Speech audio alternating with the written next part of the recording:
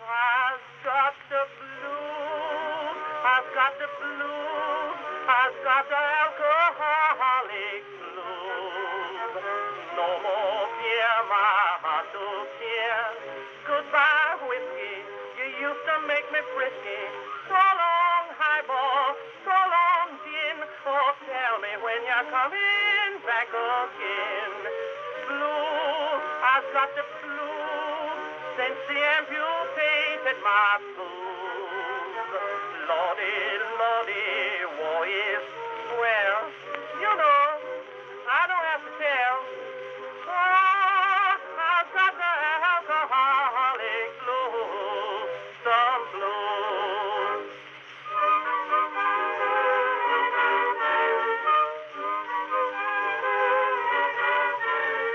Prohibition, that's the name. Prohibition drives me insane. I'm so thirsty, soon I'll die. I simply grind, evaporate, I just that dry. I wouldn't mind to live forever in a train if my thirst had only let me quench, and not with Bevo or ginger ale. I want real stuff by the pail.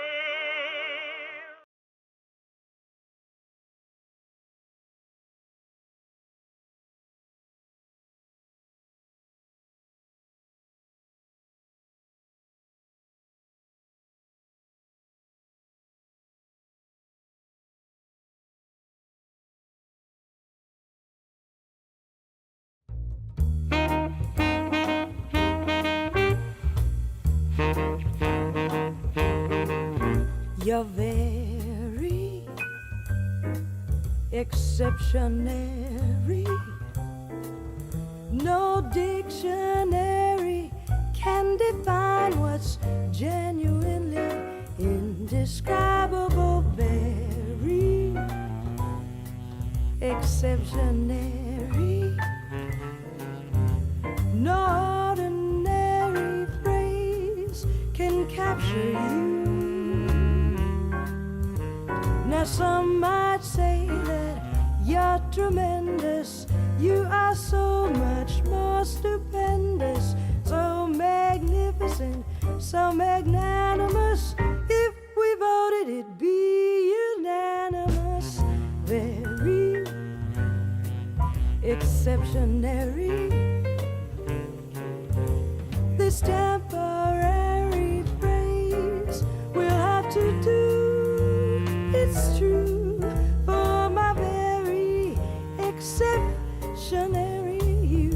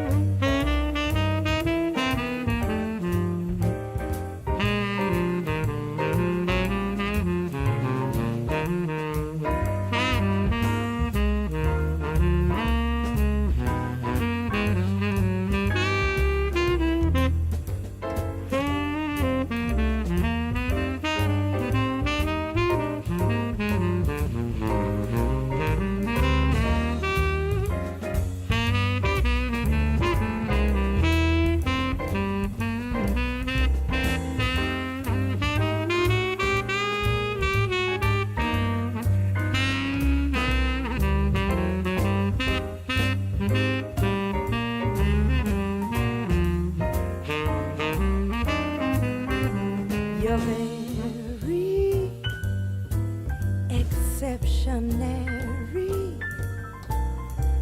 No dictionary can define what's genuinely indescribable. Very exceptionary. No ordinary phrase can capture you. Now some might say that you're tremendous. You are so much more stupendous.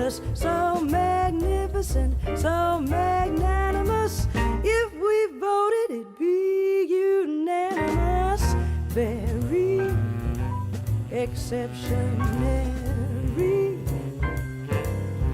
This temporary phrase will have to do, it's true, for my very exceptionary.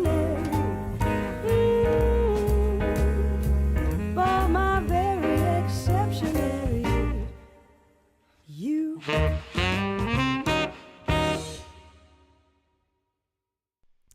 Good evening, everybody. Welcome to another episode of This Is News with your host, the bartender. In a short while, I will be introducing my co-host. But before we get to that, let's go ahead and get to the random read of the night. So tonight's random read comes from the book of 1 Chronicles, chapter 21, verses 15 through 17. God spares Jerusalem. And God sent an angel unto Jerusalem to destroy it.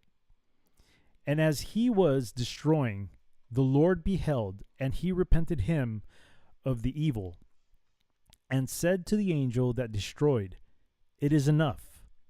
Stay now thine hand. And the angel of the Lord stood by the threshing floor of Ornan the Jebusite.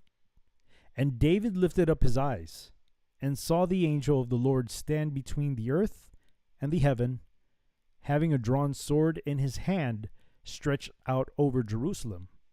Then David and the elders of Israel, who were clothed in sackcloth, fell upon their faces. And as David said unto God, It is not that I that commanded the people to be numbered, even I it is that have sinned and done evil indeed. But as for these sheep, what have they done?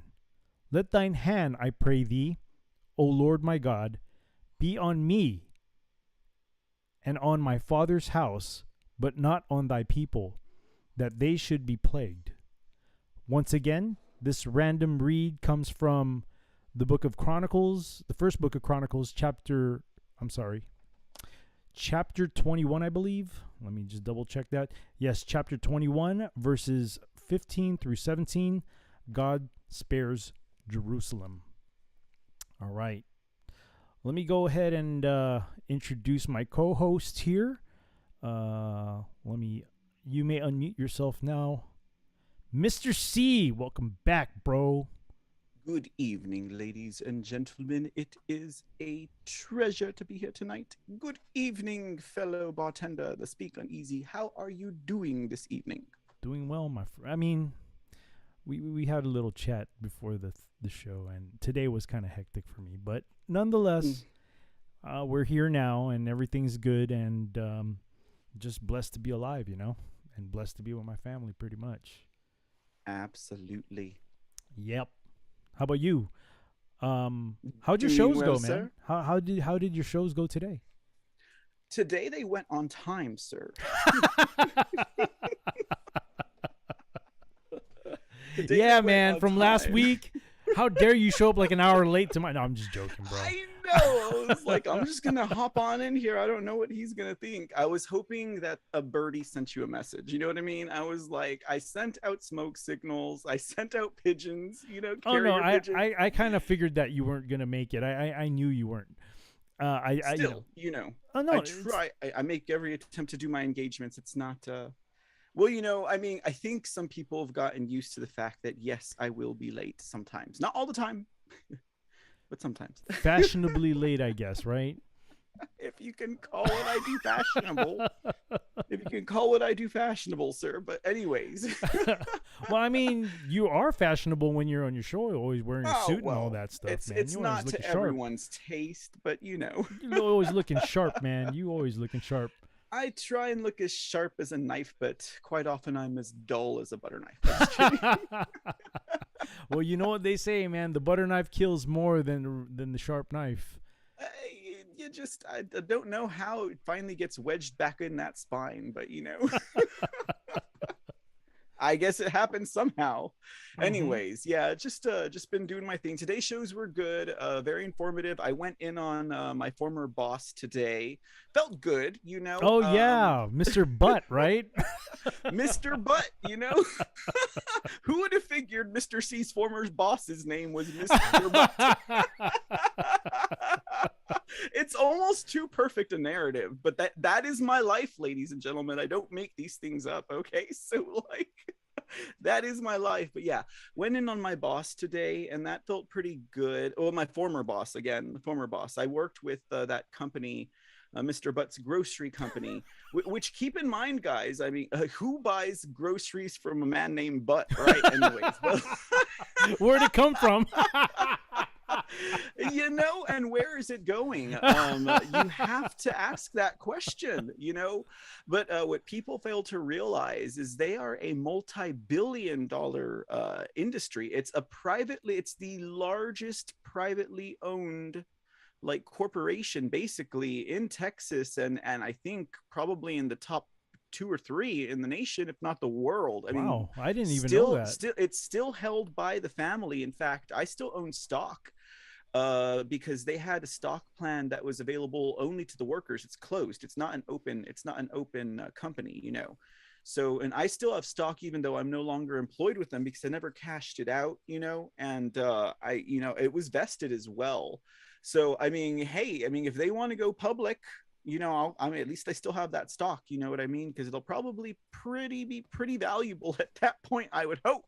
It'll fund my journey across America as I go and interview everyone I've ever met and talked to, and stuff like that. But like, anyways, we'll see how that goes. I mean, but you know, I just had to let people know because in addition to wearing this nonpartisan face, you know, Charles Butt, a CEO chairman, and he may not, I know Charles Butt, right?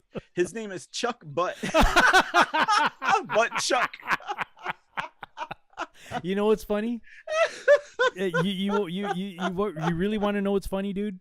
What's that, dude? It's funny you say Chuck Butt. Dude, I'm drinking a glass of wine right now, which used to be called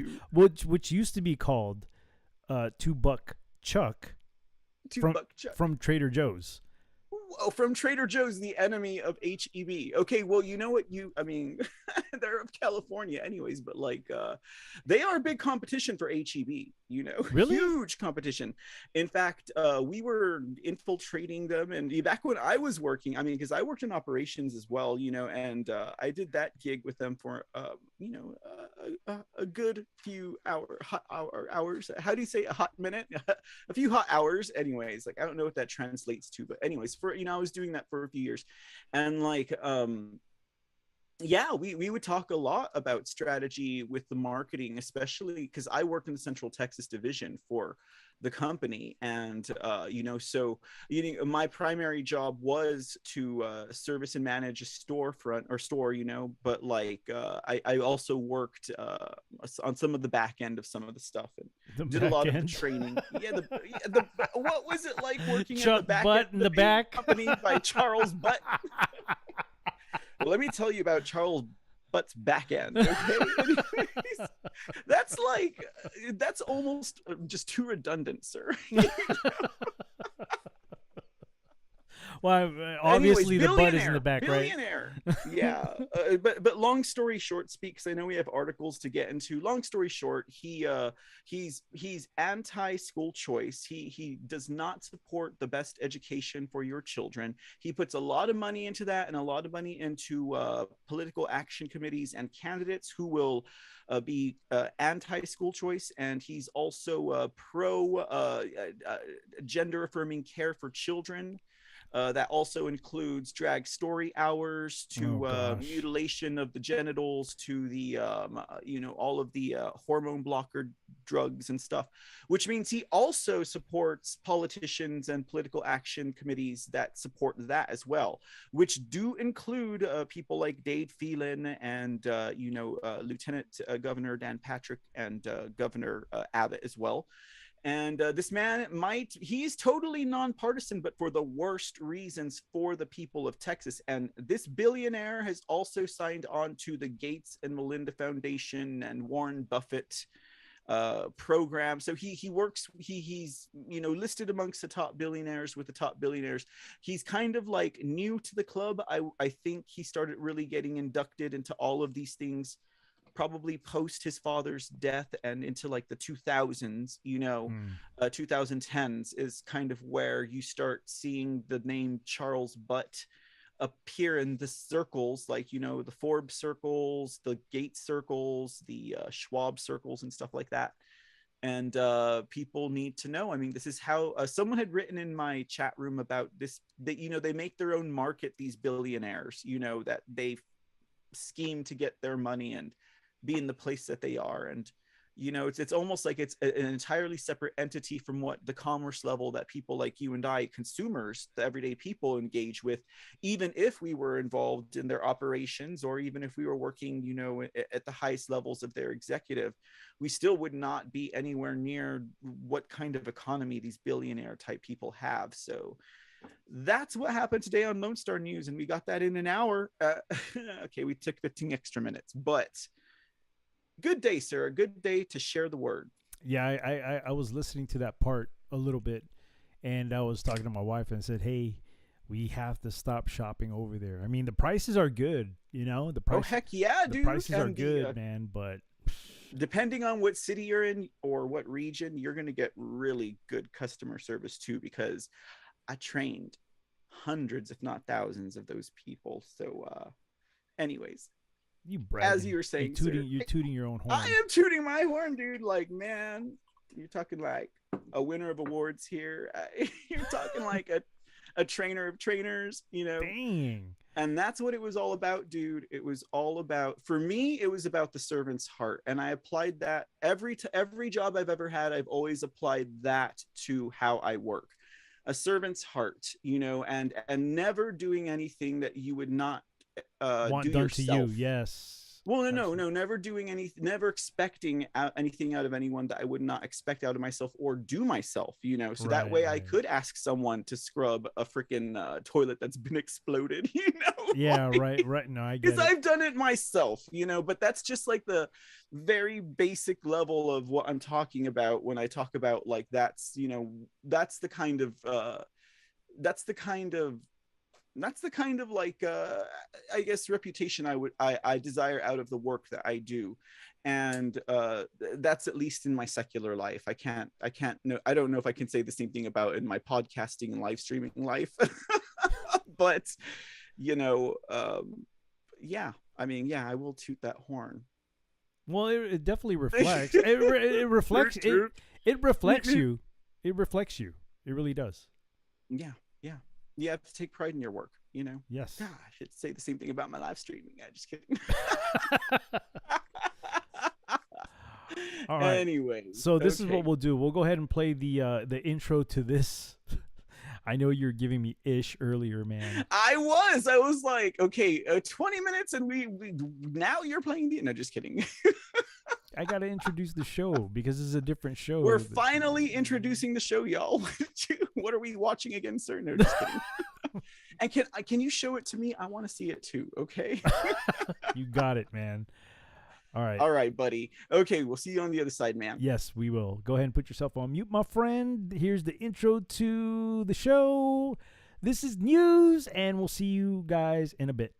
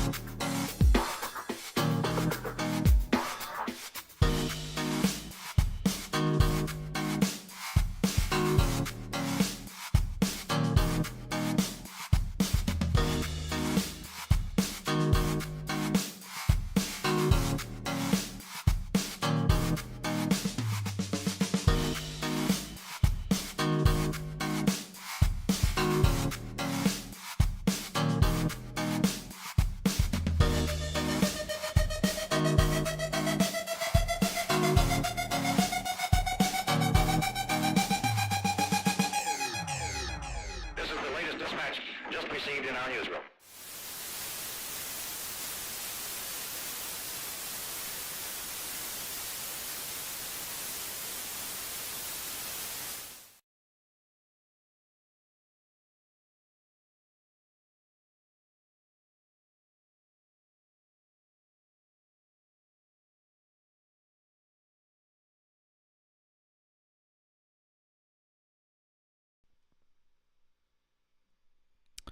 All right. You can unmute yourself. And I saw that laughing emoji right there on the foxhole side. There's my TV camera. I mean, that used to be in my old intro. I didn't even realize that, man. We must have used the same. I mean, we must have used the same website to get those what you call it, those free yeah, you know what I'm talking about, the stock videos. TBH, I did not make that one, but yes, I would imagine y'all did. But no, it's just funny. I mean, yeah, it's a free stock video. Of course, it's going to happen. I mean, hello. I mean, you look at my recent promo that I did. Like, it's got the same stock music like everyone uses in like those. Well, that's everyone has them in their Trump videos and stuff. That's why we're kind of working on things to change that. No, I see what you're saying. Yeah. Absolutely. And yeah, indeed, ladies and gentlemen, original content. Yes, sirree. Original. All right, so I think I started off with my articles last week, right?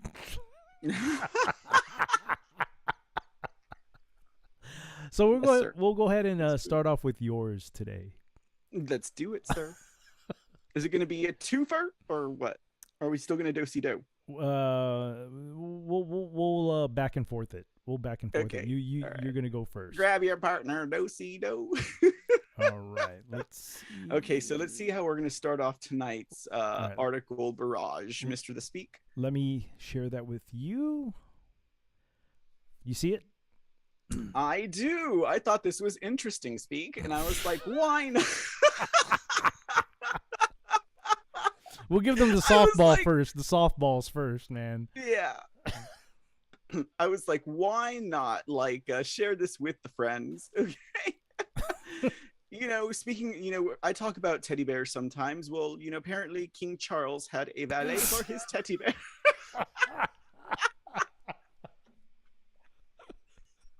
We talk about these people living in some kind of they live in the bubble, right? Yeah, they do. And he's like, Teddy needs a valet.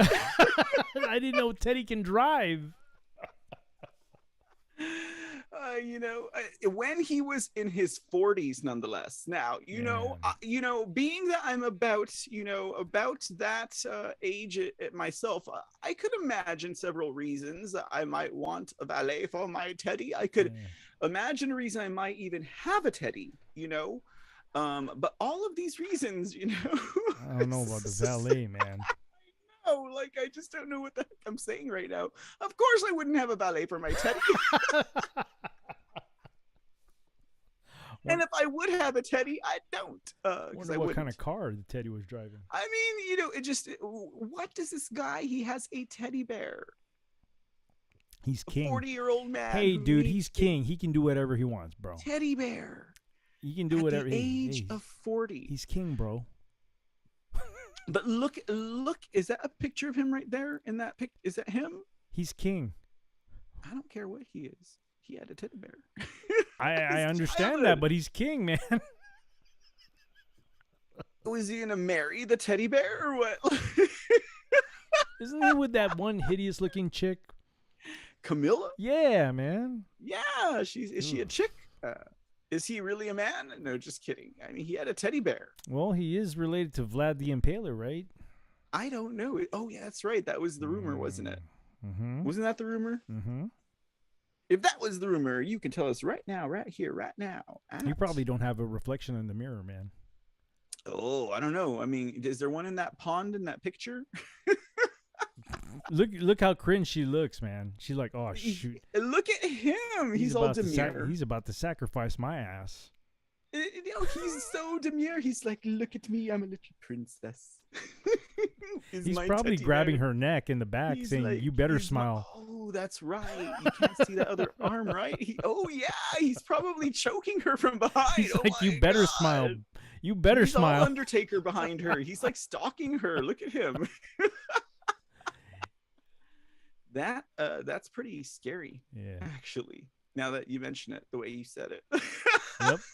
He's not even looking at the camera because he knows he can't hide. He can't hide his facial expression. Are her feet even touching the ground? No, just kidding. Right? Like Weekend at Bernie's or something. Right? He's holding her up. She's like, he's pretty dang like he's strong, choking hey me. man. He's pretty damn strong if it's one hand. Kind of looks like he is. Look at him. Look at all that hair back when he was Samson. Anyways, okay, let's get on with this. It says King Charles was attached to his childhood teddy bear well into adulthood. Well, it doesn't I'll quite open say a that. bottle of Shiraz for that one. Okay. Well, cheers to you, man. I'm having some cab, so. All right. Okay. You know, I had a delicious dinner coffee earlier. Oh. The French roast, the French thing that press that you. Oh yeah. Ah, delicious. Cool. Mm-hmm. Finally using it. Cool. Yeah, it serves its purposes, sir. It serves its purposes. Well, cheers. But anyhow, so cheers to you, my friend. So we have a situation here, ladies and gentlemen. The King of England has an affinity for this teddy bear. Were you about to read the title first? I read the title 10 minutes ago. You, what are you talking about? You remixed the title. Gotcha. Yeah. Hold on. Let me take a sip. Okay. Now that I have wet my whistle, in the biography, The King, the Life of Charles III, out November 8th. Oh, is that a coincidence? The writer writes that the now king's former trusted valet, Michael Fawcett, was in charge of caring for the stuffed animal when Charles... Whoa, wait. He gets paid for that? Don't ask me. I'm sure they took a loan out from the IMF to take care of that teddy bear.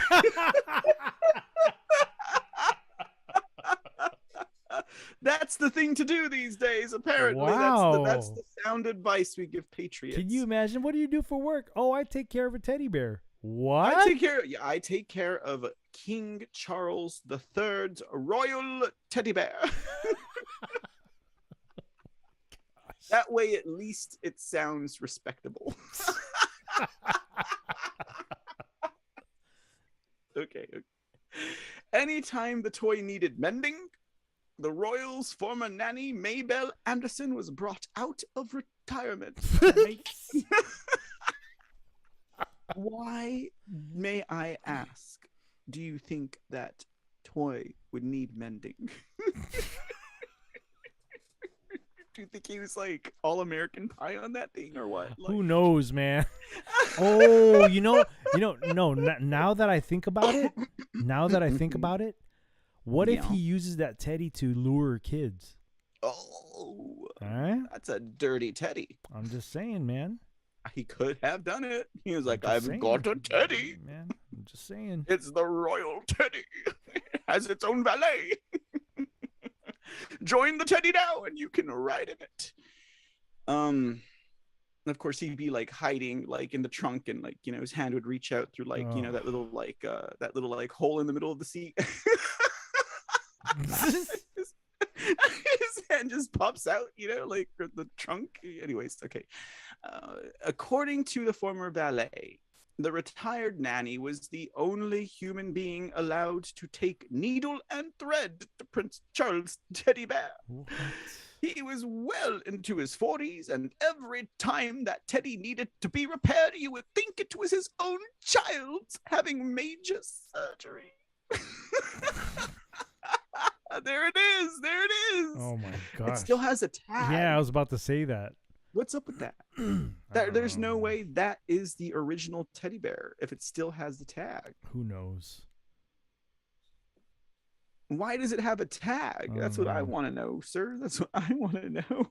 Look at the serpent eyes that he has. Look man. at that smile. He's all. Yeah, he's related Yeah, to yeah. Vlad, man. He looks like a lizard. Anyhow. Yeah.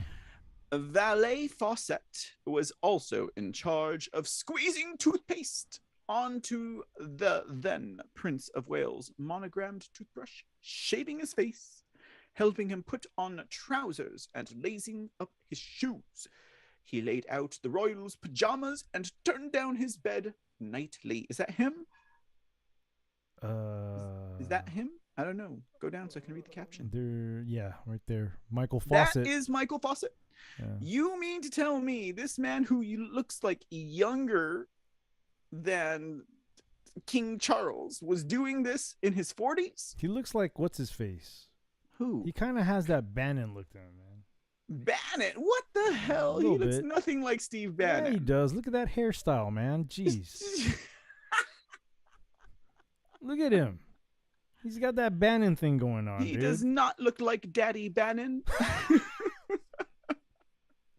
This man is much too soft to be Daddy Bannon. Okay. Yeah, well, he does take care of a teddy, I guess, you know. Yeah, exactly. I doubt Steve Bannon has a teddy bear, sir. You don't know that. Oh, goodness. The gardening staff at Charles, Highgrove Estate were expected to live up to his exacting standards as well. The head gardener, Anderson writes, woke up every day to a list of instructions and complaints written by his boss in red ink. Life in the times, ladies and gentlemen. The then prince would stand on his porch and, if not happy with the job being done by landscapers, allegedly bark orders at them through a green megaphone. Okay. And what does this have to do with the beloved Teddy? Okay, so it says, for someone who said he was bullied as a child, Prince Charles clearly enjoyed bullying us. Highgrove. That's usually the way it is, Yeah, anyways. yeah, that Highgrove is staffer true. told Anderson. He could be pleasant and courteous, but just as much of the time he was moody and mean. He didn't think twice about shouting insults at you if you put a foot wrong. Another former valet, Ken Stronach, who was for many years in charge of hand-washing the prince's underwear and tucking him into bed with his beloved Teddy, concurred. Oh. Stronach claims in the book to have seen Charles in the midst of an argument with his then-wife, Princess Diana, grab a heavy wooden bootjack and throw it at her, narrowly missing her head. Wow. Another time, Charles, who was staying at a posh friend's villa in south of France, allegedly grew enraged when he accidentally lost one of his cufflinks down a bathroom sink. Flying into a blind rage, he pulled the sink out the wall, then smashed it, looking for the cufflink. Anderson writes. The English accent, man. Unable to find the missing jewelry, a wild-eyed Prince of Wales spun around and grabbed his valet by the throat. Stronach broke free, darted out a side door and into a linen closet. Terrified, he huddled there for 13 minutes before he could hear Charles leave the bathroom. God, look at that doofus. He looks more like, I don't know. Is that a He looks more Burberry? like That's a Burberry, dude. They wear Burberry over there. he looks more like, I don't know. Who are you talking about? You talking about Fat guy. I'm talking about this Fawcett guy right Yeah. here, Michael Fawcett. Okay, it says Charles' temper tantrums allegedly extended to his tight social circle. Once, while a guest at a friend's country home, Charles wanted some fresh air. Unable to open the window, he picked up a chair and smashed it open. Wow. Wow. He's got Not satisfied. He's got some issues, huh? Some anger issues. I can't imagine why. Oh my goodness. Not satisfied with the results, he smashed another. Astronic notes, you have to understand. The prince is accustomed to getting what he wants, and he wanted some fresh air.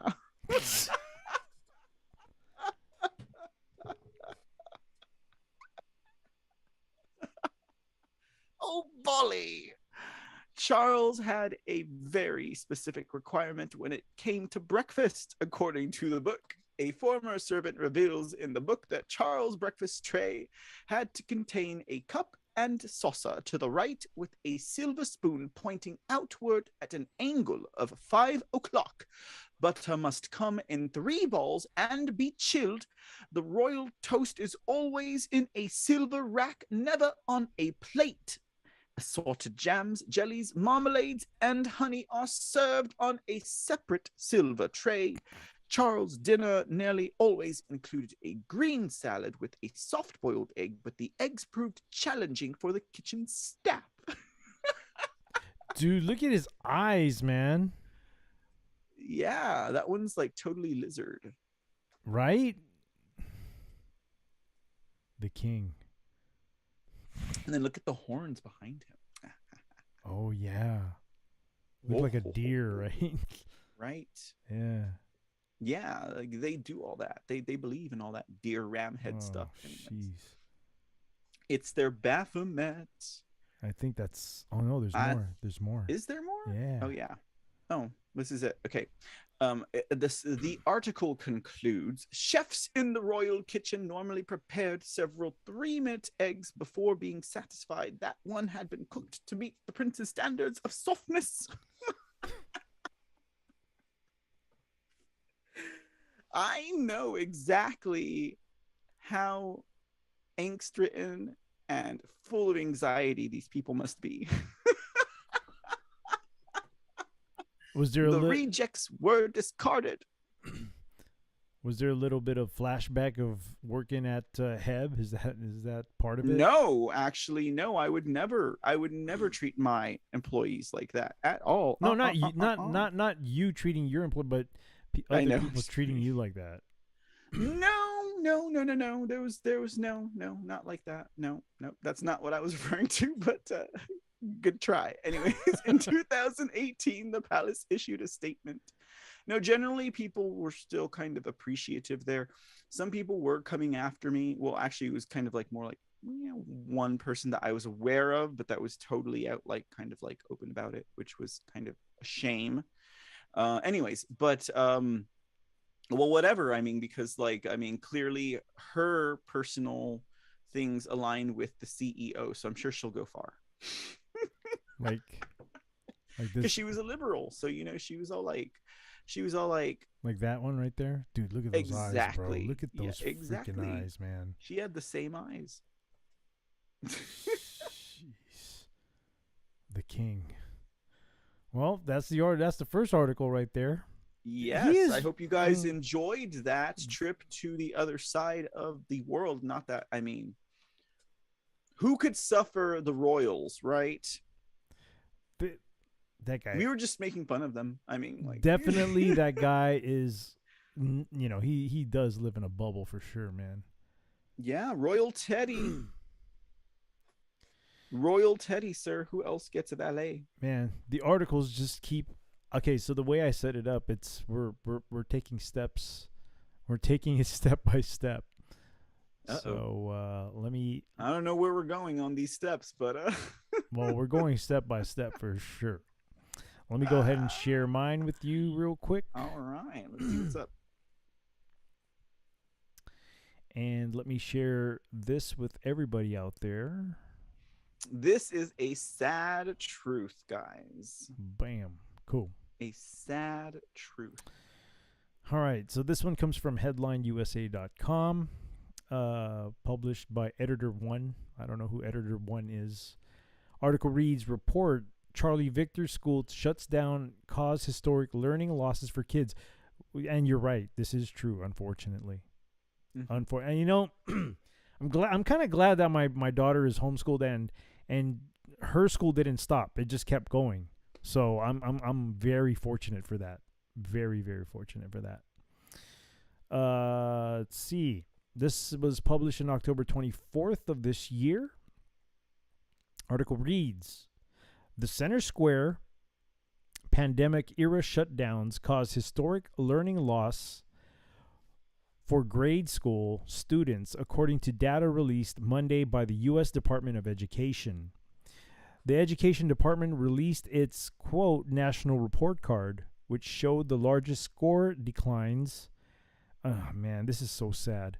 Since the federal government began tracking these metrics in 1990. Math took the hardest hit, but reading scores did not fare well either. And before I go any further, like, I honestly believe that a lot of third world countries are more highly educated than our children here in this country. I mean, you don't have to believe that. Those are the facts. No, I do believe it. I do believe it. No, you don't have to. Those are the facts. That is third world countries are more educated that than is so sad, people in man. the United. Those are literally the facts, my friend. Those are the numbers. Those you can look at those statistics, and your belief is reflected in actual hard bona fide fact.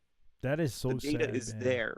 You know, the data is there. A first world country that's supposed to be very prosperous. I think society has become so decadent here that we kind of forgotten the true value of what we've had. That, and I also kind of think that the ones who are from America that end up being of great minds, whether that's in science or in health or in, whatever those ranges are probably very, very downplayed. Like, you probably wouldn't hear about them much, and that's probably because they're not doing the best types of research. You know what I mean? No, I absolutely agree. But we don't have how many good scientists and mathematicians and engineers and all that do we have coming out of America? Usually the people who are fielding those programs up in universities are,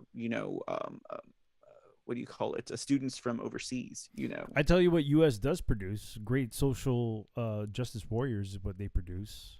Great social justice warriors who are going to go to be teachers, and they're going to be government employees, and they're going to go to be bureaucrats, and they're going to be police officers, politicians, and they're going to go to be politicians. Yep, you're right. That's what they are generating right now in university. They've been doing that for probably, I would say, a good solid decade to 2 decades, where that's just the program. You know what? Yeah.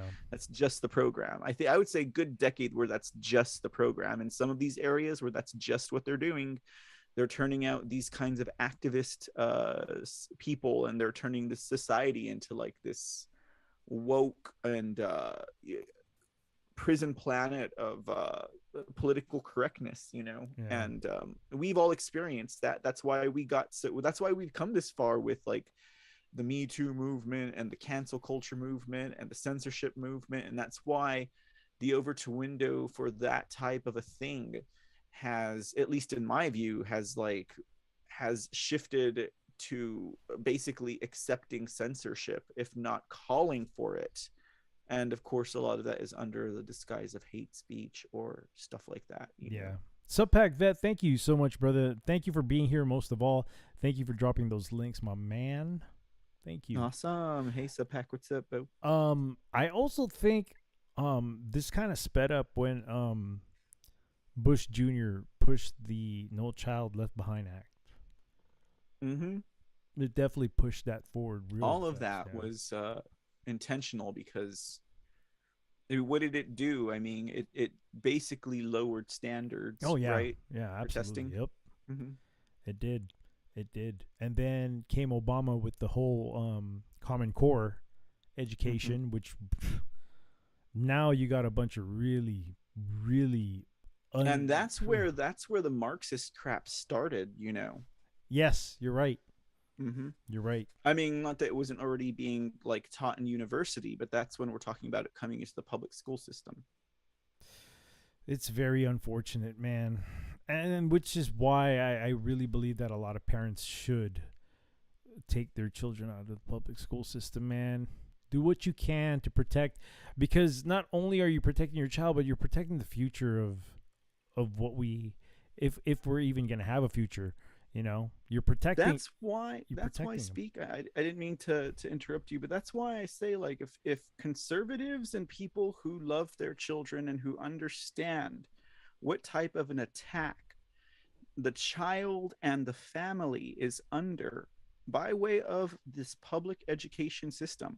I mean, this is an all-out attack on the family that is happening in the public school system. Okay, if people don't understand that, and people who value their families and who don't understand the people who fund these things, they need to know who they are. And that's why we pointed out Charles Butt and H-E-B Grocery today, because they stand in the path with their billions of dollars of subsidized taxpayer funds. They make $2.89 billion in subsidized taxpayer food stamp money. That's how much they make from the government.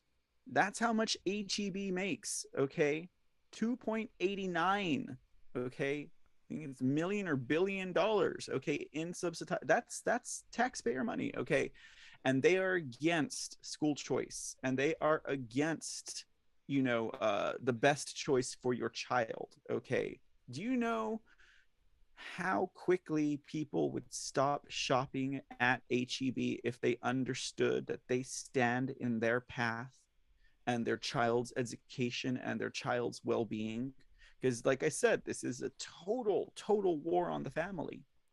Yes. I mean, talk about trying the family. This is a total war on the family, because the child is at stake, and the parents they have to really step up right now. Like parents, that actually the whole community, even people who don't have children, even people like me, step up right now, because if they lose this battle, well, HEB guys, think about it. Yeah, for you people, I don't know if they're in any other state, but they're definitely big here in Texas for sure. No, they're in Mexico. Oh, I didn't even know. They're expanding eastward, and they are expanding north. I doubt they'll go west, because there's nothing between San Antonio and, no, just kidding. I mean, there are towns, but I mean, there's really not a whole lot between here and El Paso. I mean, yeah, there's Uvalde. Yeah, there's Hondo. There's all those places. Yeah, there's whatever, but like really, there's not a whole lot. So. Yeah. But yeah, no, they're in Mexico already. I mean, they're already in Mexico down to Monterrey, I think, is as far south as they go. Wow. So I didn't even know that. Well, mm-hmm. Let me go ahead and continue here. The Education Department released its national report card, which showed the largest scores declines. Man. Since the federal government began tracking these metrics in 1990, math took the hardest hit, but reading scores did not fare well either. It's, I would be surprised about that, because a lot of these younger children, they like to read posts on whatever social media platform they go to. So I would be surprised that I guess their reading can suck, because they can't even spell either, right? For perspective, fourth grade math scores had progressively increased by 28 points since 1990, but then dipped 5 points since 2019, taking scores back to the early 2000s level. For 8th graders, math scores dropped 8 points from 2019, erasing a significant amount of the gains made since 1990. In 2022, the average 4th grade mathematics score decreased by 5 points and was lower than all previous assessment years, going back to 2005 rather. 25. See, That's crazy. I'm a product of the public school system. And when did you graduate? Yeah, I'm a product of the public school system. But then again, like I've said it multiple times here, man. I cheated my way through high school, man. When it comes to cold reading, practice makes perfect, friend. I know, but I don't like to read, but I have to. But that's your show, so you have to. Yes. All of your shows. No, you're right. You're right. You read the Bible every day. I do read. The average score was 1 point higher compared to 2003. The Education Department's report said the average 8th grade mathematics score decreased by 8 points compared to 2019 and was lower than all previous assessment years going back to 2003. The report continued. In 2022, 4th and 8th grade mathematics scores declined for most states, jurisdictions, as well as for most participating urban districts compared to 2019. This is so unfortunate, man. And dude, the students got pushed back big time during the whole 2020 event. It's insane, dude. I mean, what is that generation gonna do? I mean, what can they expect to become if, people who, I don't know, dude. It's weird. I guess we're gonna find out. There's a very small percentage of children that were still being educated. So I wouldn't say that it's completely like well, boy, no hope. does their like job like filled but spectrum look promising? I know because the majority the ones who actually got educated, right? The majority of children for sure they've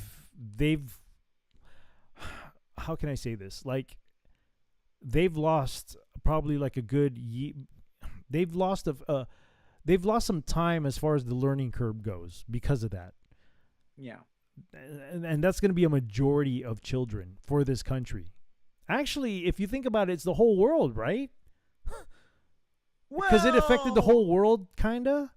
But they're the ones who are developing and need to go to school and need to learn so that they can carry on for future generations. No. Okay, so what I'm saying is that the event of 2020, the event of 2020, it affected children around the world because even kids out Well, children. Oh, sorry, I thought you were putting us in that equation. My bad. Okay. No. I was saying that I was like, no, they're the ones who are going to school, not us. No, what I'm saying is that but kids around the world, yes, right? Yes, in every nation on this planet. Yeah, that's what I'm saying. Man, the whole world. Here I am thinking small pond with our country, not thinking the freaking big ass ocean around the world. And now that I think about it, I'm like, oh, dude, that generation is. You think you don't understand those people who call you to tell you how to fix your phone today? Imagine what it's going to be like in 10 years. Jeez, man. Or here's another example, man. By then we won't have to worry about it because we'll have Elon Musk's like implants, so we'll be able to feel what they want us to know. Oh man. Neuralink, dude. So how about this, man? Because right now I'm like when I go to buy some ice cream, like let's say, I don't know, like at a Sonic or maybe at a what's that other frozen custard place, Andy's, right? When I go to these places, right, and I give a certain amount of money to pay for my ice cream or for my children's ice cream, right? They can't even give me the proper amount of change back. Sometimes they'll just throw it at you, right? They'll be like, here, take it. Dude, it's bad. That's pretty bad, though. I mean, you have a cash register there to kind of like, all you got to do is punch in the numbers, right? And it'll tell you how much change to give back. You're preaching to the choir. And you can't. Let me just tell you what. I never hired anyone that could not count money. It's bad, man. I know, because no one wants to work. So look what you're left with. Illegal immigrants. No, dude, no. These are white kids, man. Yeah, I know, they're kids. That used to happen to me sometimes in Austin, where a kid would just throw money back at me. They're like, "Here, take it." They just like give me like they would attempt to count it, and then they'd stop, and then they'd get embarrassed, and they'd start over, and then actually that's if it even gotten that far. But usually they would just give you the money. This is bad, man. I mean, you already have you have illiterate people already working, let alone a whole generation of children who's slipping back on the learning curve now because of that thing. And on top of that, because they wear the muzzles, which don't give them enough air in their brains for them to do, to do their thinking. So they're gonna get stupider. Yeah, I'm very worried, man.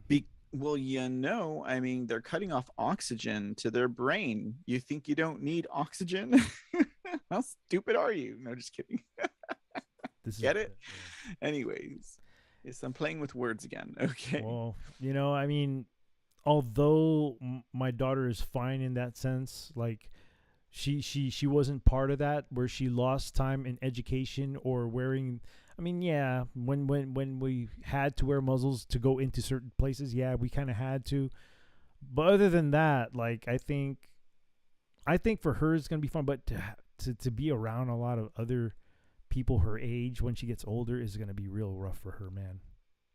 Because she's not going to be used to that, right? Yeah, she's not. And having a parent like me, like when she does something like obviously, like for example, if she does something with her schoolwork and the obvious answer is right there, and I tell her like, dude, open your eyes, man. You can't see the answer right there. And she goes, no. And I'm like, and then I start reading it to her and she's like, oh, I'm like, next time you get, when I give her shit like that, mm-hmm.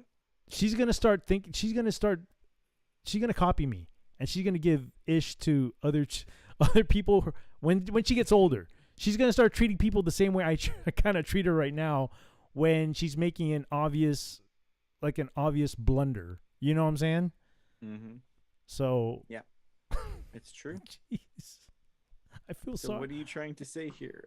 No. What I'm trying to say is that I think she's gonna be fine, but the other people that are around her age range, to go easy on the young ones. Oh, dude, you can't. I don't even go easy on my daughter, and let alone you want me to tell her to go easy. No, I can't do that, man. I said go easy on the young ones. I can't, dude. I can't because I need my children to be strong. I need them to be strong, not to be bullies, but just people who absolutely, who know how to handle themselves. You got more skin in the game, my friend, because after all, you got kids. So true. Well, I have a child. I have two of them, but one of them is grown.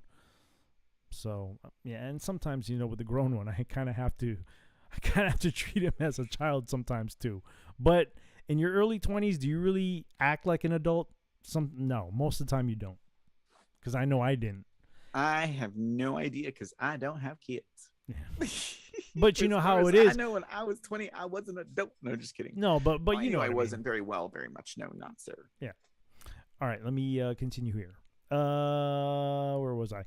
The decline was largely nationwide, with not a single state seeing its math scores improve since 2019, though a few states were able to hold the line and fend off a large score decrease.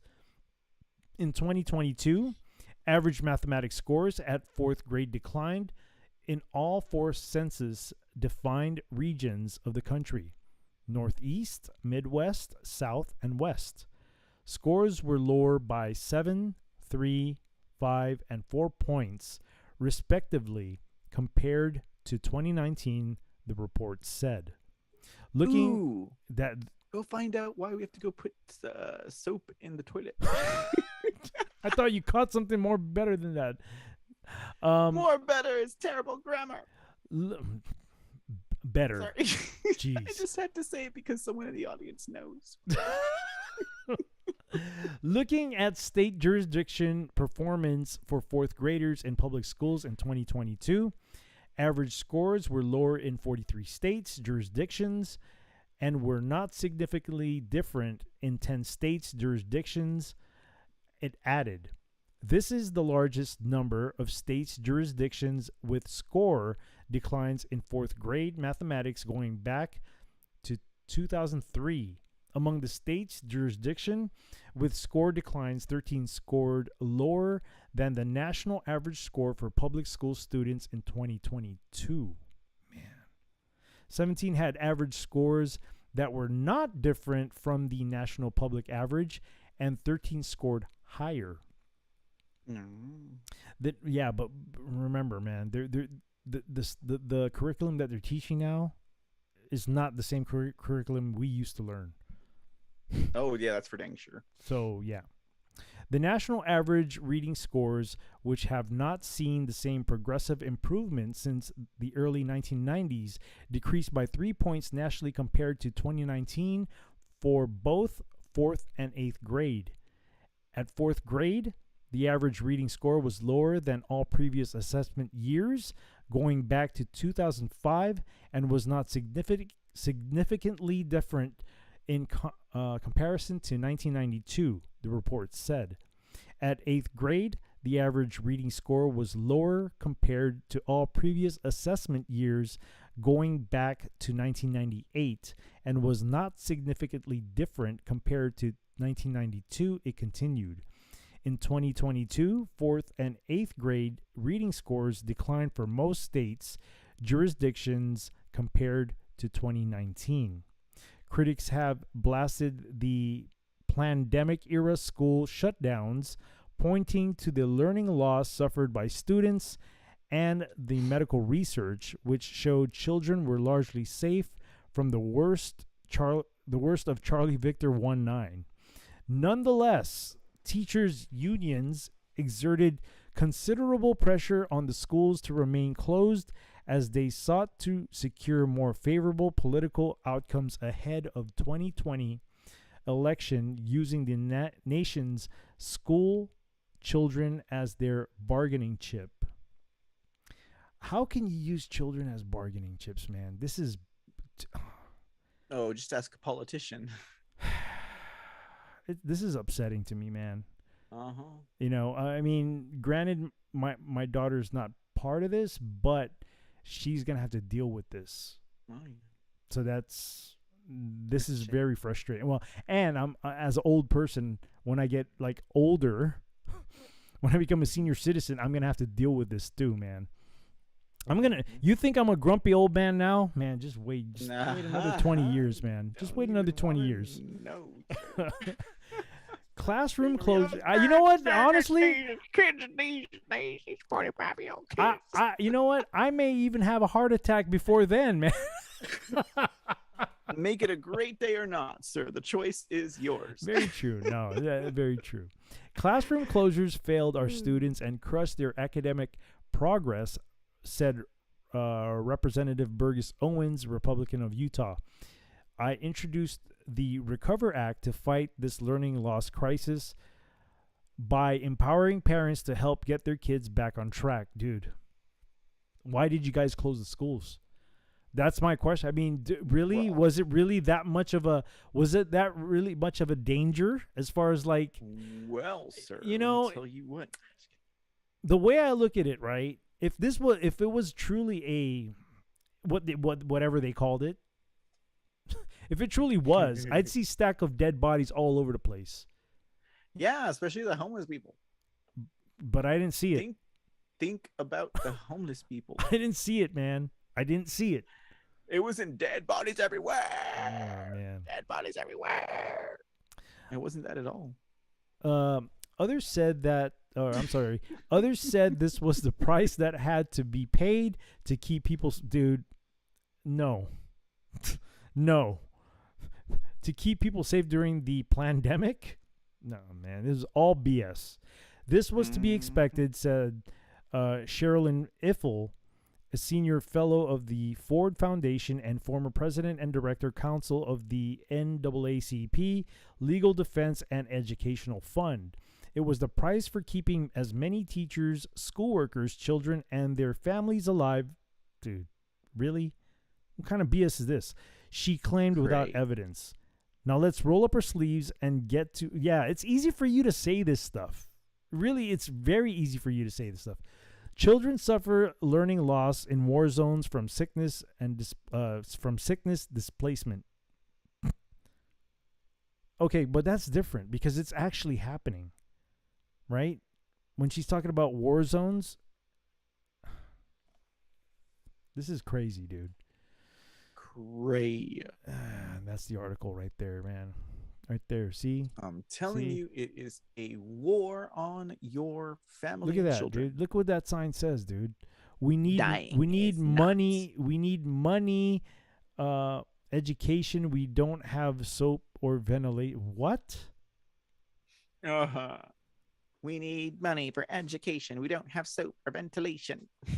Dying is not in the control. These are What does it probably say in teachers. These are probably teachers. Dying They're is all not teachers. in the contract. Dying is not in the contract. Well, in the contract of life, it is. In the contract of Tell life, that to her, speak. death Tell is that to in the her. contract of life. So it doesn't matter what you put there because we all are going to die at some point of our life. Oh, man. All right. Ask the Mexican cartels how they use children as bargaining chips. Oh, Not man. much different to our leaders. Subpack that. Let's see. Crazy. Dude. Yeah, let me go here. Hi, Revolt84. Thank you for being here. Subpack, is. have you seen the new math they are teaching these days? What a joke. No, I have not seen the new math because, honestly, my daughter's in this program called Freedom Project Academy. I'm always going to... They don't sponsor me or anything, but I'm very satisfied with the kind of teaching that my daughter's getting. Freedom Project Academy. I would highly recommend if you have children in school, get them out of school right now and try to enroll your children in FPA, Freedom Project Academy. That's where my daughter does her schooling, and she's been doing well with that. She's been doing very well. Yeah, there. Subpack says, ask the Mexican cartels how they use children as bargaining chips. Yeah, Crazy. man, it's a true statement, though. They're very heartless, man. When it comes to them, Oh, yeah. they're very heartless, That's dude, and they're freaking sad. they're very violent people. Dumbing down the populace is exactly their plan. Communism, socialism only works with illiterate populace. No, I agree. This was all in the works for a very long time, and it's only now that it's spewing out very obviously. But I agree. This has been in the works for a long time, and I think the whole 2020 thing was a good way to figure out that, oh, okay, well, this is how we can do it, and people bought it. A lot of people bought it. Hook, line, and sinker. Yeah, a lot of people bought it, man. Even those who became awake after that, they should have been paying attention to a lot more stuff. They, if people were more aware of things before that, because the signs were there that they were trying to change society. The signs were there. I mean, in my opinion, I think after 9/11, after 2001, I think that's when everything started. This is my opinion. I would say that would be the marker where America's light was dimming because people allowed it to happen. We sacrificed our liberty for security. Mm-hmm. And I don't understand why we couldn't get that turned around today. I mean, like, what if everyone that showed up at a Trump rally told their representative to turn that around right now? I mean, what are they going to say? Oh, well, it happened so long ago, we can't possibly just repeal it like that. Yeah, I don't. I mean, everyone understands what the deal is with the Frank Muntz thing. Everyone understands what the deal is with the Patriot Act. So why don't everyone who goes to a Trump rally just reach out and touch somebody? Well, here's my question then. I mean, if you're bringing that up, I mean, former President Trump could have put that into works, right? Why didn't he? Oh, very well, he could have, but I mean, that's to me different. I mean, he could have put it in the works. That's a bigger picture thing. That's like, the world hates you already, so don't do something that's going to draw even more attention to you in the first 4 years, kind of a thing is what I'm thinking that is. Because, I get it. He could have repealed a lot of things in the NDAA and in the Patriot Act and all that stuff. I mean, he really could have. Yeah, but if you know that you're taking away liberties already, you know they're going to take even more I if you don't get that just- fixed. And here's my Oh, sorry. Go no ahead. no I no should let you finish. you go ahead No, I'm just thinking like the Why- political speech that would be the rhetoric that would be involved in making a move like that. I'm thinking to myself, is there enough of a political reason that's safe for him to use to repeal that right out the bat without the Mockingbird media making, I don't know what they would make of that. What would the Mockingbird media, what would their attack be on Trump for repealing the Patriot Act, which basically means he's declaring an end to the war on terror and then repealing the NDAA and not authorizing all of this billions of dollars to go to the military industrial complex. Like, what would the Mockingbird media possibly have to say that would stop him from doing that? I mean, these are all the variables and factors I consider before I start to speculate so profoundly on these notions, because that's a tall order there. And that's why I wouldn't realistically look at it as something that he could do. It's like he could not take out the Federal Reserve Central Bank in his first 4 years. And I'm a huge proponent of that, obviously, but it's not something strategically he could do, if that makes sense. Well, I mean, he's aware of what's going on. Absolutely. I mean, I guess he kind of called out the Illuminati and the, blood-sucking baby eaters of the world, but I mean, if he was able to, man was only a single man, he could only do so much. Yeah, but I mean, if you're already hated by the world, I guess you can say, you might as well just go all the way. What do you got to lose at that point? You know what I'm saying? Like, what do you strategy? What do you have to be able to provide yourself a cushion. Now, if you think about a libertarian, if Ron Paul had gone in there and he just start cutting off the heads off of all the serpents and all the agencies, think about the type of economic fallout that would happen to the entire United States and then the world because of the dollar. Yeah, but we're not talking about that. We're talking about the Patriot Act. You have to how can he dismember that without going through say, for example, the intelligence agencies that utilize all that stuff? And he's got 17 agencies apparently that all use the Patriot Act and all use the NSA and all use all of that, and he has to go to war with that. And sure, he could just take it out with the strike of a pin, but what's going to happen? I think the people would have supported that. You know how much you know how much the people hate having to go through the process of traveling? They hate people dislike the TSA, man. I'm not saying that's getting into something else, because if he's going to take out the Patriot Act, then he's going to get into the entire language of 9/11. Okay. Do you see? He can't just do that because there's whole thing. He knows there is this whole spell that was cast on September 11th, 2001, and that spell still stands. And even though he knows more about what was going on that day, he still hasn't been able to act on that either.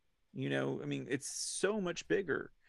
So yeah, I think people would have supported it, but then that would also mean that he's basically not acknowledging. I mean, that's maybe the way they would spin it. That's how they would do it. It would be his political downfall. They'd say President Trump does not acknowledge the terror attack that occurred on 9/11. He is disrespecting all of these families and the 3,000 Americans that died that day and all the monuments and the ceremonies we've had. And this man is crazy and he's not fit to be our president. I've said my piece. Amen. And that's it. He's done. I don't think. I even think the 9/11 truther people know who the true terrorists are. Obviously, but who is the majority? The 9/11 truthers or the sheep who are not even Trump supporters? What about the Trump supporters who don't even understand that Fox is an operation and that 9/11 was an inside job? What about those people? What about the rest of the world who witnessed all of that? And then what about Iraq and Iran and Afghanistan, where we went in there under that, and Trump undoes all of that?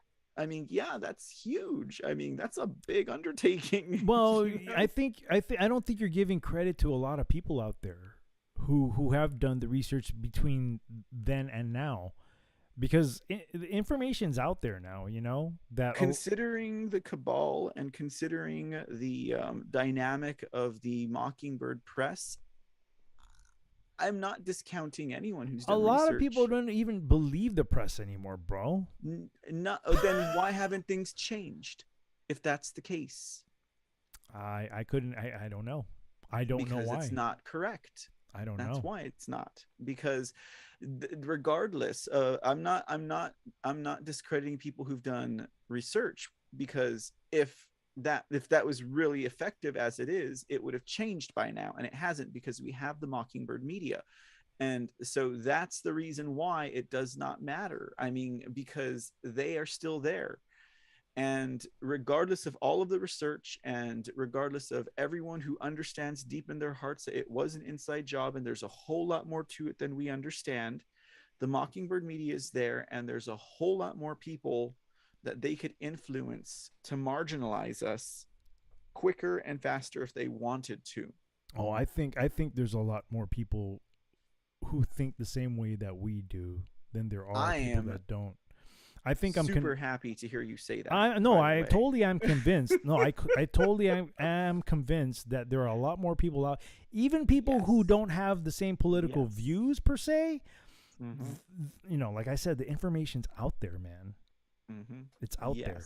It is. And it's and sir. Not only that, but things are just more obviously, like things are changing more obviously now, for the worse. It's obvious now. It's very obvious. Like, you can't deny the bad things that are happening, the bad changes that are happening. You can't deny it, you know? The beautiful thing is, a lot of people are starting to have the eyes and the ears to hear and see it, you know?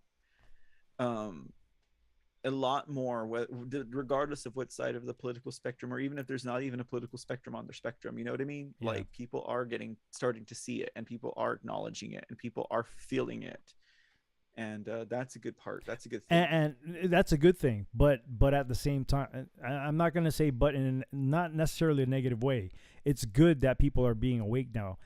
And I think the reason why the whole, you know, it pertains to the article that I just read about how they're dumbing down the youth, because of people are beginning to wake up. They need the next generation to go back to sleep. If that makes any sense. Well, I mean, just put your show on that comes on at Sunday, and they'll go right back. Talk about different stuff there, man. But hey, nonetheless, man, it's all about exposing what's out there. Anyhow, let's go to the next article. We were getting into a deep conversation there, man. Oh, hey, it happens sometimes. It happens every week between you and I, man. The next one's gonna be a whopper, though. Watch out now. Watch out. Oh yeah, I told you, man. We're going in steps here, dude. That means yours is gonna be worse than this article. Okay. Probably. I would say probably. I would say probably, only because of the people involved in it, in the story. But we'll go with yours first, because it's your turn. We're taking it in steps, right? Yeah. We're taking it in steps. Let me share that with you first. Oh God. And let me share with everybody out there. Lord Almighty, give me strength. All right. Here we go, my friend. Oh, by the way, Railin' On, thank you so much for the cookie, and most of all, thank you for being here tonight. Thank you so much. God bless you. And also, Disco Ball Chaser. Thanks. What's up, you two? Thanks for being here. If I may say, no worries, Mr. Railin' On. He says, I was out this evening. I hope you had a good evening out, friend. All right. Okay, so here we go, ladies and gentlemen. The story I've been avoiding all week long. I'm going to bring it here. Oh, gee, thanks. God, when this story broke, I was like, seriously, what is going on? All right. But this is from the Gateway Pundit, who I might say, I tracked the story on the Gateway Pundit over the weekend, and I think it broke like on Thursday or Friday. And between then and like Monday at 6 p.m., they had published 17 articles about this story. Okay. This was the #1 story at the Gateway Pundit. So I found this one today. Great.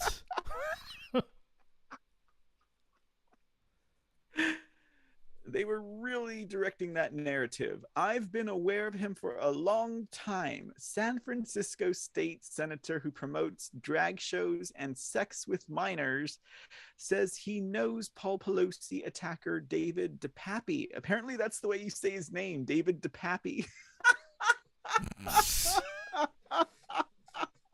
And I still, as many tabs I've had on this story, my good friend, like, I'm still like, okay, what happened with this guy? They were in their underwear and there were hammers. There was a third person and there's security cameras everywhere, but no one knows anything. And like, what's going on here? Anyways. Oh my goodness. Go back up real quick. Now, this photograph here, ladies and gentlemen, is of a California Democrat state senator. Nice last name. Scott Wiener.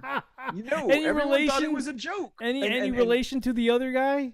Yeah, you would wonder. I mean, everyone thought it was a joke. Now, this guy's probably out at like one of those festivals out in California somewhere. He's probably at Hate Street. That's where they actually have sex, in the middle of the streets. And like people are filming and people are on chains walking around like dogs and they're peeing on hydrants and all that stuff. Like this is what it looks like. This is a state senator in California. I understand diversity if you want to go there. I know you love that word speak, but it's a liberal word, dude. That's a liberal what word. About... They owned that. They coined that word. Exactly. But what about decency? And if not that, what about common decency? You know what I mean? Anyways, it's not common anymore. I will get off my soapbox, but yes, this man's name is Scott Wiener. He has represented San Francisco in the California State Senate since 2016. Okay, he made some headlines a few years ago. I don't know if you remember Speak. It'll talk about it in this article, I'm sure. As the Gateway Pundit readers may recall, Wiener has proposed several pieces of legislation to diminish parents' rights and make it legal to have sex with children. Dude, this guy's in office? Yes. In January of 2022, Scott Wiener proposed a bill to allow 12-year-olds to be vaccinated without their parental consent. In June of 2022, he proposed adding Drag Queen Story Hour into the state's K-12 curriculum. This guy just gave me a bill idea, offering Drag Queen 101 as part of the K-12 curriculum. Attending Drag Queen Story Time will satisfy the requirement. There's a link for that too, man. Isn't that crazy? Jeez. In July 2022, Scott Wiener introduced legislation to turn California into a sanctuary state for trans children. That was this dude.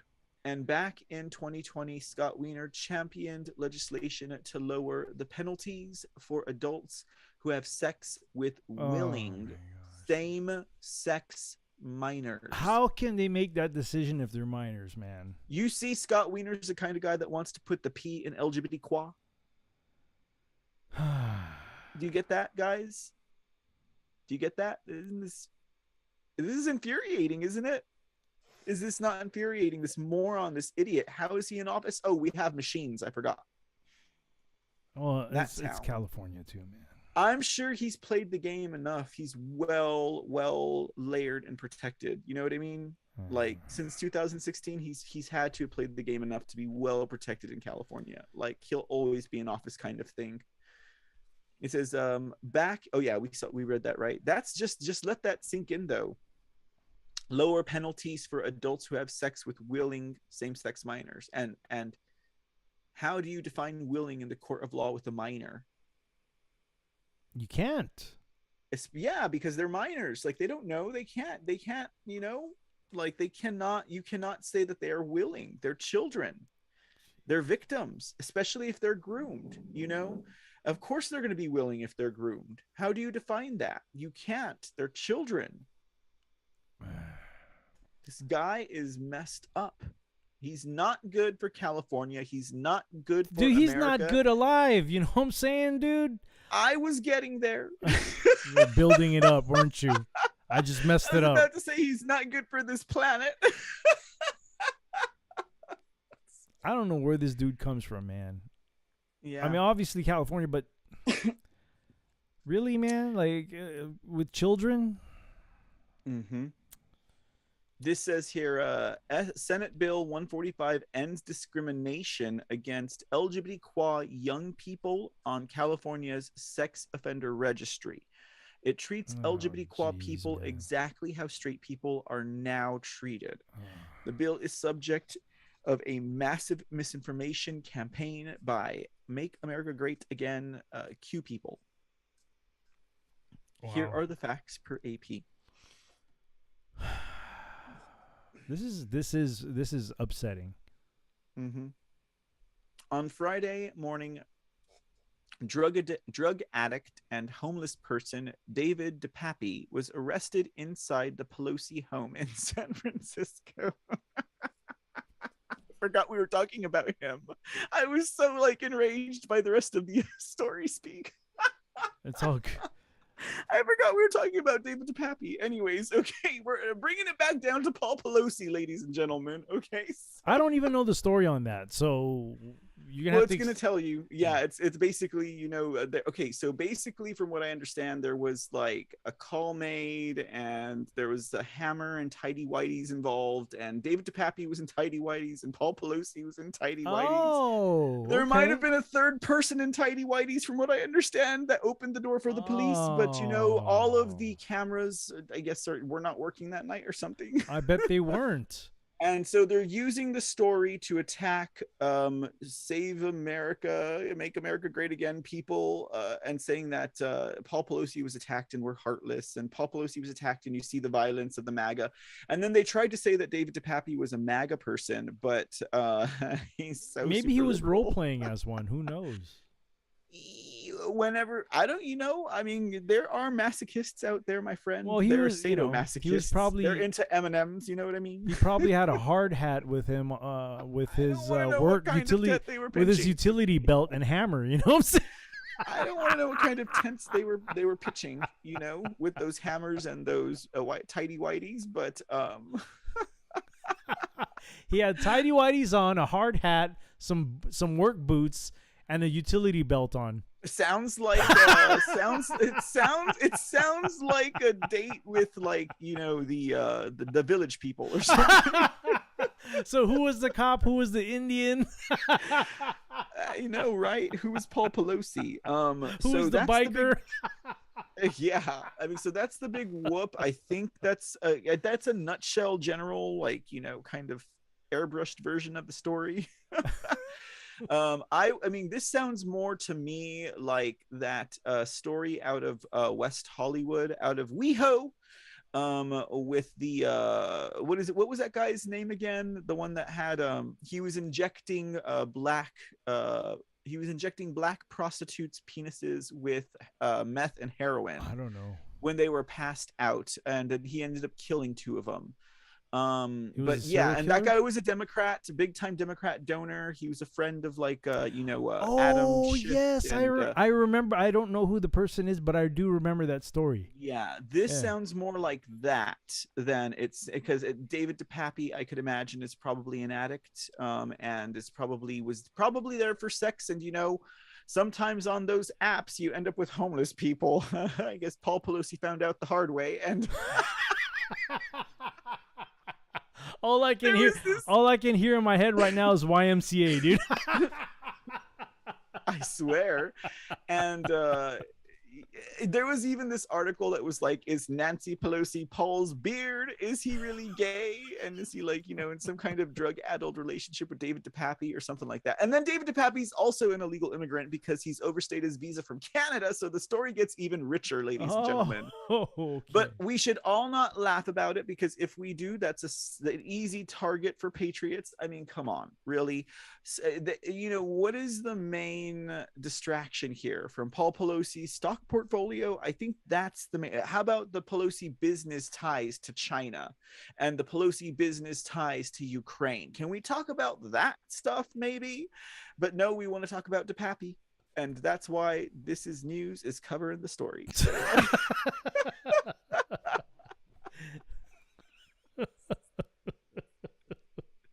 just saying, okay? Because these are the stories I don't know, man. These are the stories we're listening to. We don't cover necessarily like, I don't know, serious stuff. I mean, yeah, it's serious in hindsight. It is still relevant, isn't it? It is relevant. It's alarming how relevant it is, though. Speak. That's what's alarming. Yeah, there you this go. This is not the serious stuff, but it's alarmingly relevant. Yes. Yes. No, that's a perfect way of putting it. It's not. It's relevant. It's not serious, but it's relevant. It's not serious. It's relevant, and that is what makes it worrisome.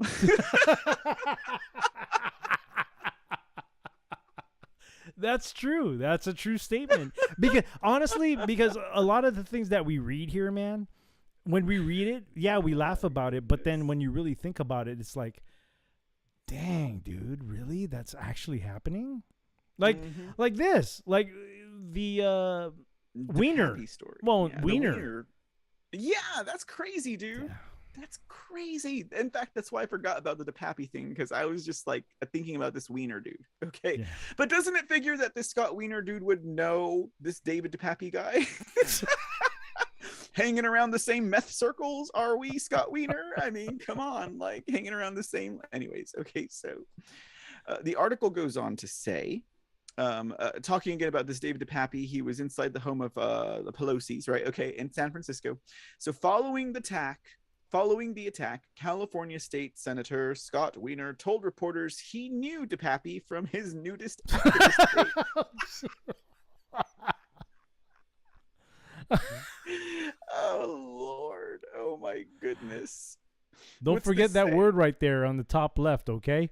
Whoa! The writer actually wrote that. Whoa! Surprise, surprise. California State Senator Scott Wiener aware of David DePappy from pro-nudity activism. Oh my goodness. This is so bad. Okay, I feel like that guy in the middle picture. California. Right there. Hold on. You talking about that guy right there? I feel exactly like him reading this article, y'all. Cringe. Cringe. California State Senator Scott Wiener says he's known Paul Pelosi's alleged attacker, David DePappy, for a long time. Do know Wiener advocated for taking pedophiles off the sex offender registry list and floated a bill offering Drag Queen 101 for grades K through 12. That's from the San Francisco Bay Patriot. Oh, man. Oh. That is terrible, y'all. It is. Is that it? Yeah, I think that's it. Yeah. I'm busting my eggs there. So that's him. Those are the two culprits right there. You got Wiener and DePappy right there, man. Pap smear. Yes, Ed Buck. Thank you, Relanon. Ed Buck. That is the name of the man that was put in West Ho, right? He was in WeHo, shooting up dead prostitutes. Yeah, wieners. I remember that, man. I do remember that. I don't remember who the person was, but I do remember the incident for sure. Mm-hmm. All right, let me get us back here. All right, so we're down to the last article. This one's gonna be I gotta admit, this one's gonna be kind of lengthy, especially with my reading. Shut up. This is kind of lengthy. But yeah, I think I still got to put it out there because I think this is important too. You know, there's certain things that we have to observe that's going on around the world. And I think this is one of the focal points that we have to pay attention to with the changes that are going to be going on around the world. I think this organization here is also a big part of the change that's happening with the world as well. So let me just share this with you real quick. Oh man. All right. Uh-oh. You see that? You see that? Yeah. All right, let me share this with everybody out there. All right. So, I mean, I don't know what else to say about this, but we'll read it. I'm happy to say I was well prepared for this. I mean, Jehovah's Witness kids knew about the Catholic Church popes and preachers way before it was popular. You know, I only started recognizing that stuff back in the early 2000s, maybe like. Nah, I've known about this since the 80s. Like, yeah, I didn't realize these things, and it's unfortunate because I went to a private Catholic school from kindergarten all the way to 8th grade, but I've never heard of like creepy things, you know? Nope. Jehovah's Witness kids knew all about it. Oh wow, wow. Yep. Yeah, I Yep. learned later on, like years later, about It's like the Christians awakening to the pagan origins of a lot of their holidays. Yeah. I knew about that since I was like 5 years old. I bet. And so when people are talking about it now, it's encouraging to note that they recognize it, regardless of whether they practice it or not. I'm not going to judge that, even though I feel my own certain way about it. But like, they'll get where they need to get to, eventually. You know what I mean? Like, I think there'll be more waves of awakening about that stuff coming up too. So. Yeah, and I did share a video about that, a little history on the Halloween thing. Yeah, because you were on the air on Halloween too with your Walking with Yah. Yeah, yeah. I was, and to be honest, I had a little argument with my wife that day because they wanted to do the whole decoration stuff in the front of the house. I was like, no, we're not doing that. No, I don't want to have to be responsible with inviting spirits over that we don't need to have here. Samhain, Samhain is the day. It's actually that day is Samhain. It's called Samhain. What's Samhain? It's like a celebration that the Druids used to do. Oh, yeah. I see. And Halloween is actually called Samhain. So, but that's for a Monday show.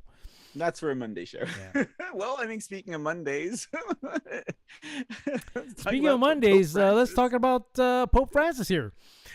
All right. Speaking of walking with God or not, let's talk about these Pope guys. Francis. These guys claim to do, but they really don't because they actually think of themselves as gods. LifeSiteNews.com. Pope article reads: Pope Francis, American cardinals are pro LGBTQ. Is that what you call them?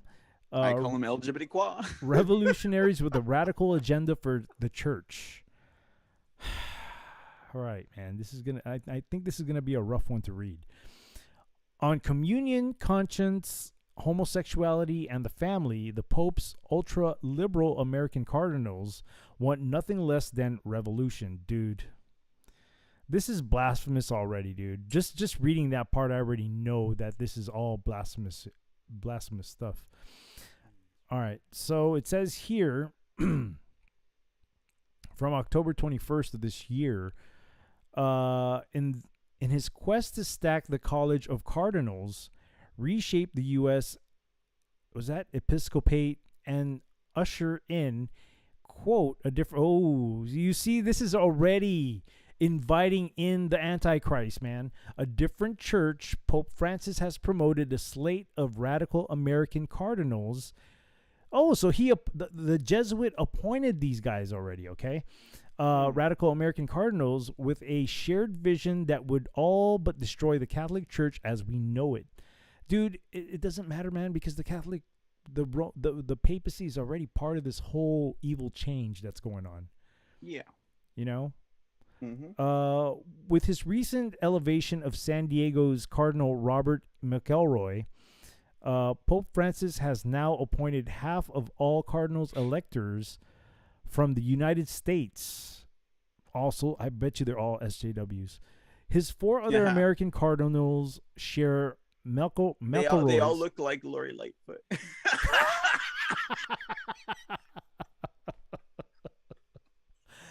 Oh, but be careful, man. I don't want you choking up on a live stream.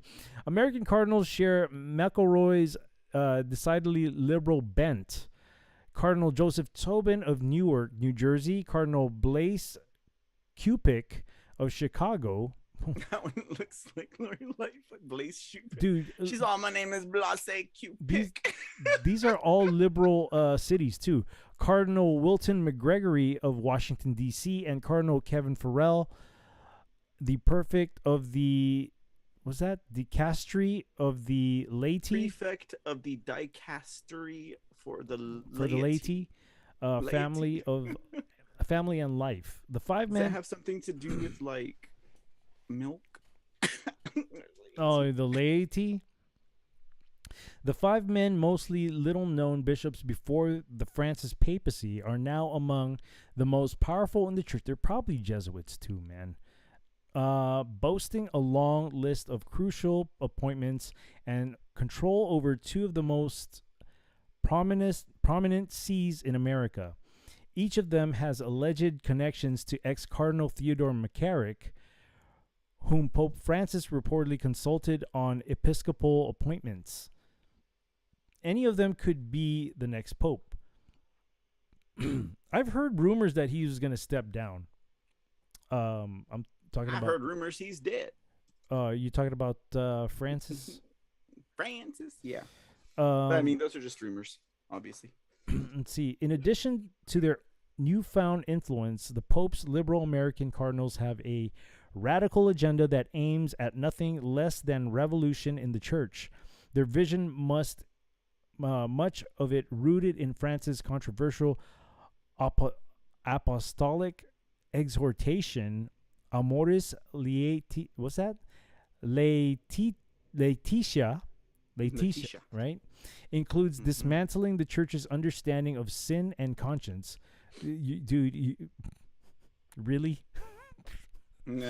Overhauling Catholic teaching on homosexuality and the family, entrenching LGBTQ activism within the church, and shielding homosexual abusers while crushing the faithful Catholic priests and laity who stand in their way.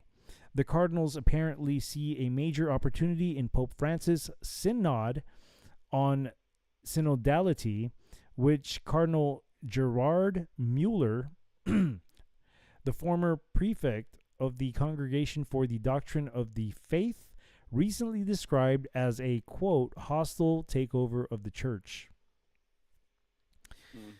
They won't prevail over the bride of Christ, of course, but for now they're doing what they can to mold the church and millions of souls according to their anti-Catholic, pro-LGBTQ designs. Below is an in-depth look at their perverse agenda. This is definitely bringing in the Antichrist, man. They're prepping this whole thing up. Cardinal Cupic's Amoris Laetitia revolution. At the center of the cardinals' agenda is Amoris Laetitia, which underpins their homosexual activism, dismissal of doctrine, and push to give communion to unrepented adulterers and homosexuals. Cardinal Cupic, in particular, has promoted Amoris Laetitia as a revolution in Catholicism that changes the church's centuries-old understandings of conscience, doctrine, and sin. The Chicago Cardinal immediately saw Amoris as a, quote, game changer, including for how the church deals with two of liberals' major obsessions, homosexuals and divorced couples living in public and permanent adultery. In a lecture, in a lecture at Cambridge von Hugel Institute in 2018, Cupic presented Amoris Laetitia as a new paradigm of Catholicity, right? That he said forces a paradigm shift in the church. And these guys, man, these dudes. According to Cupic, was that Cardinal Cupic right there? I thought it was a black person. Cupid. With the name. You saw the name up there. What was the name? It was like something Cupid. Oh, it was like I don't know. It was like Tawanda Cupid or something like No, it was like LaShawn Cupid. it sounded like a like kind of like an Italian kind of thing. It sounded like Lori Lightfoot. According to Cupid, this shift involves a new understanding of conscience in which people can discern that God is calling them to remain in sin, or in Cupid's euphemistic wording, at some distance from the church's understanding of the ideal. Dude, come on, man. He cited highly controversial paragraph 303 of Amoris Laetitia, which claims that conscience can recognize that situation is objectively wrong, but that God does not necessarily require someone to avoid it due to a concrete complexity of one's limit. Dude, what the hell are you talking about, dude? Yeah. In other words, the voice of conscience, the voice of God, are you sure that that's God? Because I know you people don't believe in the same God that I believe in.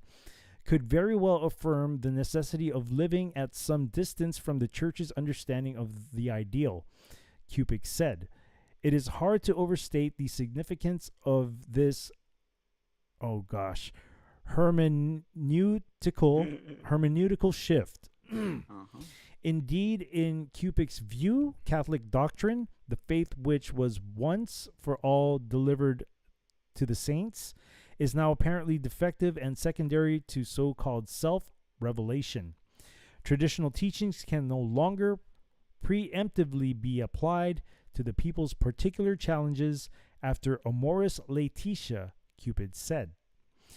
The church's whole ministry must be transformed into accompaniment of individuals as they discern for themselves how to act, even if that means contradicting Catholic teaching. Communion for sodomites and adulterers. Yeah, this is... For Cupid, these principles pave the way for a sacrilegious agenda that includes giving Holy Communion, the body, blood, soul, and divinity of Jesus Christ, to known sodomites and adulterers who come to the decision in their conscience that God is impossibly calling them to live in sin and profane him in the... Dude, are you serious, man? Wow, they sound totally ass backwards. They do. Well, that's the way the devil works, man. Yep. That's like the complete opposite of what God tells us. This is crazy, dude. This is crazy. This is crazy town. Asked how we would accompany divorce and remarried couples seeking the sacraments, Cupid responded, "If people come to a decision in good conscience, then our job is to help them move forward into and to respect that. The conscience is inviolable, and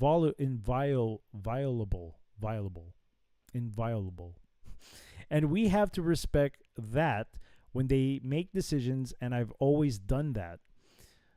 He took the same approach to homosexuals. "I think that gay people are human beings too, and they have a conscience, and my role as a pastor is to help them to discern what the will of God is by looking at the objective moral teaching of the church, and yet at the same time helping them through a period of discernment and understanding what God is calling them to at that point." So does he have like these private meets with them? Possibly. Come here. Don't want to know what they do at those private meetings. Yeah, come here and confess your sins to me. Ew, I've seen. Yeah, man. Never mind. A lot of porns like that. Cupid expressed a similar position upon the release of AL, and latter affirmed. Can you describe to me how that felt again, my son? Just kidding. That he would not deny either the sacraments or Christian burials. Hey, you left it wide open for that speak. So yeah, I know I did. God forgive me. I'm just kidding. No, we're mocking these dudes. We're not mocking God. We're mocking these dudes. To unrepentant homosexuals. It's not up to any minister who is distributing the Eucharist to make a decision about a person's worthiness or a lack of worthiness. That's on the conscience of those individuals, he has said. A liberal renegade for decades, Cupic doesn't care that his revolution contradicts Catholic tradition and canon laws. As canon law still makes clear, and as Pope St. John Paul II reiterated in Ecclesia de Eucharistia, those who have been obstinately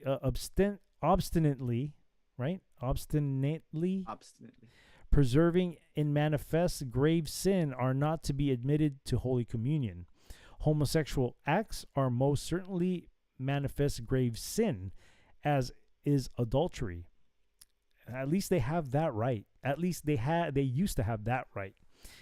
The Catechism of the Catholic Church specifically notes, echoing St. John Paul II in Familiaris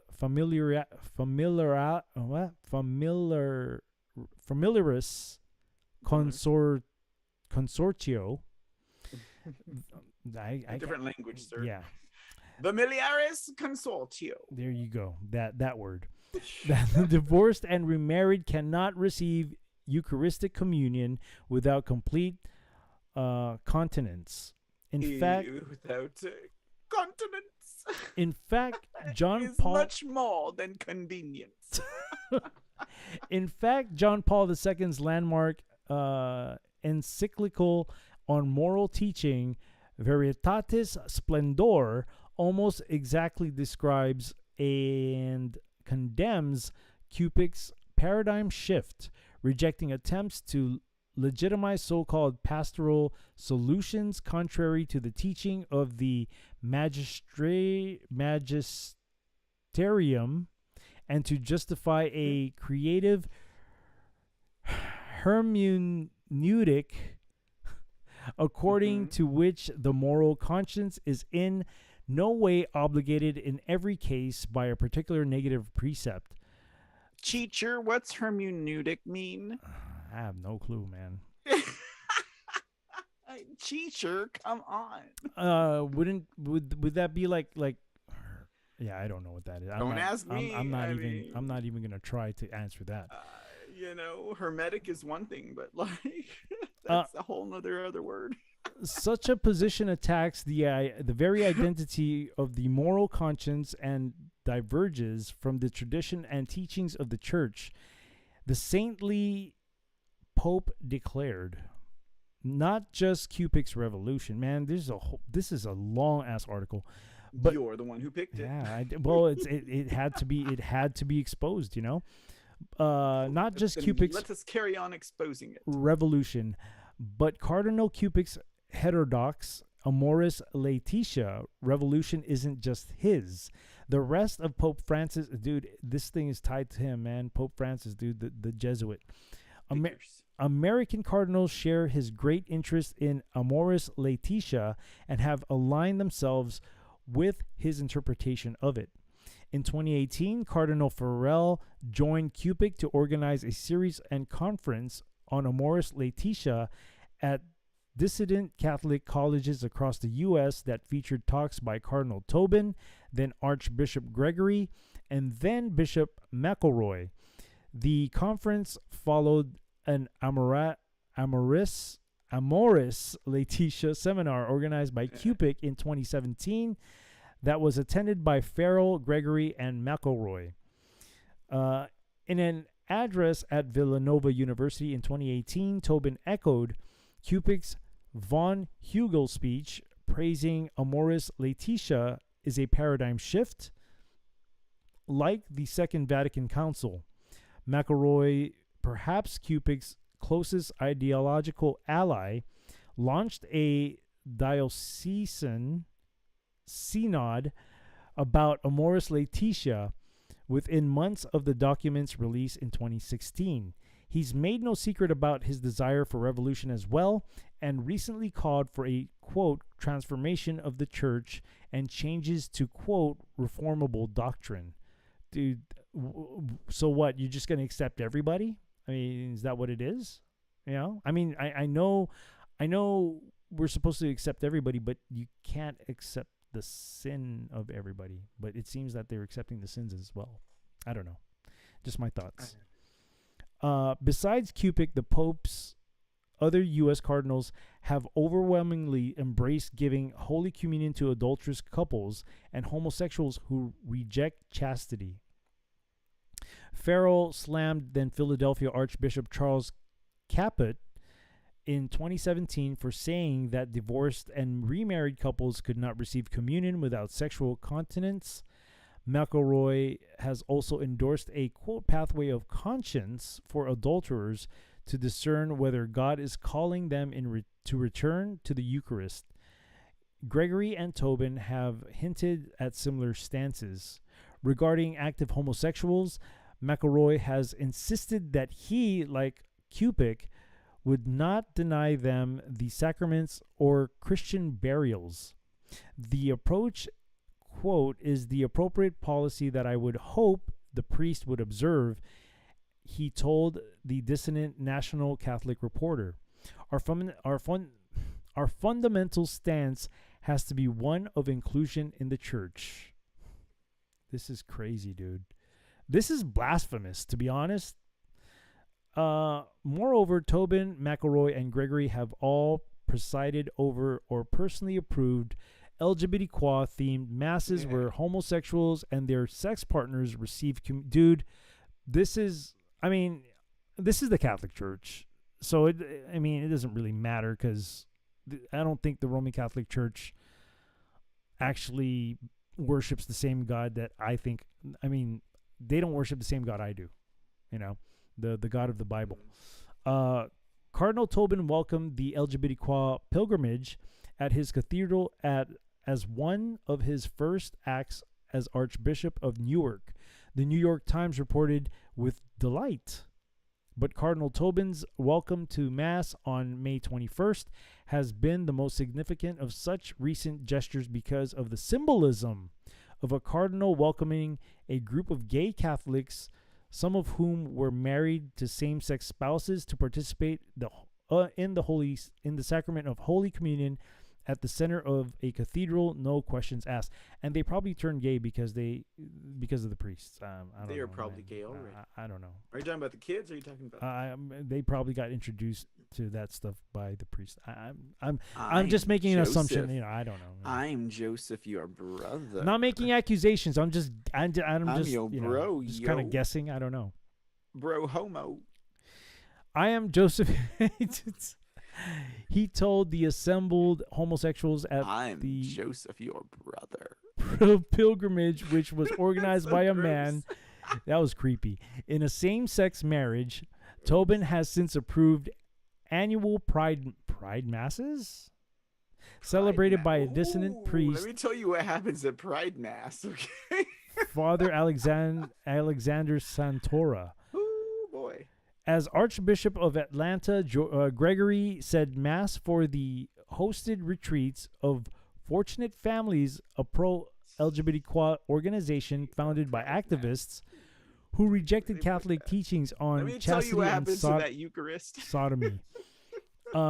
In 2016, McElroy, president over an LGBTQ-themed Mass featuring a national drag queen activist, who spoke at the event and presented McElroy and his auxiliary bishop, now Bishop of Phoenix, with awards on behalf of a drag queen group. There's apparently no shortage of such masses in Chicago. Cardinal Cupic allows weekly liturgies hosted by an archdiocesan group, AGLO, that affirms LGBTQ identities and orientations, rotating priests. I was thinking about something else. Saying Mass each Sunday at a Methodist church for the Chicago chapter of Dignity USA, yet another dissident LGBTQ group. In June, two homosexuals gave a gospel reflection promoting their sodomitic lifestyle during Mass at Old St. Patrick's Church in Chicago. The priest who invited them to speak doesn't appear to have faced penalties and is still listed as a pastor there. Blaspheming the Eucharist and trying to dismantle Catholic moral theology are unfortunately only the beginning of Cupid and his fellow cardinals' perverse agenda. I mean, this is straight up blasphemous, dude. They also want an overhaul of Catholic teaching to legitimize homosexuality and so-called LGBTQ families. The article the cardinals have repeatedly voiced their antipathy. Did I say that right? Antipathy.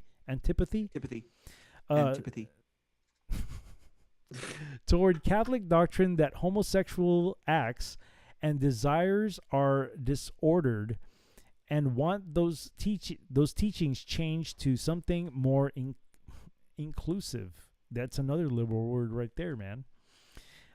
Cardinal Tobin has sharply condemned the church's recognition of homosexual behavior as intrinsically disordered, a teaching which sacred tradition has always declared. Tobin blasted that terminology as very fortunate language in a 2019 interview. Let's hope that eventually that language is a little less hurtful, he said. Really? They're SJW. I knew they were SJWs. You're right. Cardinal McElroy has attacked the same teachings as very destructive language that I think we should not use pastorally, telling the Jesuit America magazine that the church must instead refer to sodomy with I can't read that, dude. I can't, dude. I just inclusive, embracing terms. Are you serious? Cardinal Gregory has made. Open up your butt. Oh gosh, man. That's the possibilities. These Sorry, guys. I didn't mean to be so vulgar. It's midnight. No, these guys probably partied hard. You know what I'm saying? Oh, more than you know, sir. Bet, dude. Cardinal Gregory has made similar remarks. The language that the church uses. I tell you what happens to that Eucharist at the Pride Mass. Dude. I can only imagine. Uses in speaking of homosexuals, sexual orientation is often unwelcoming and condemnatory.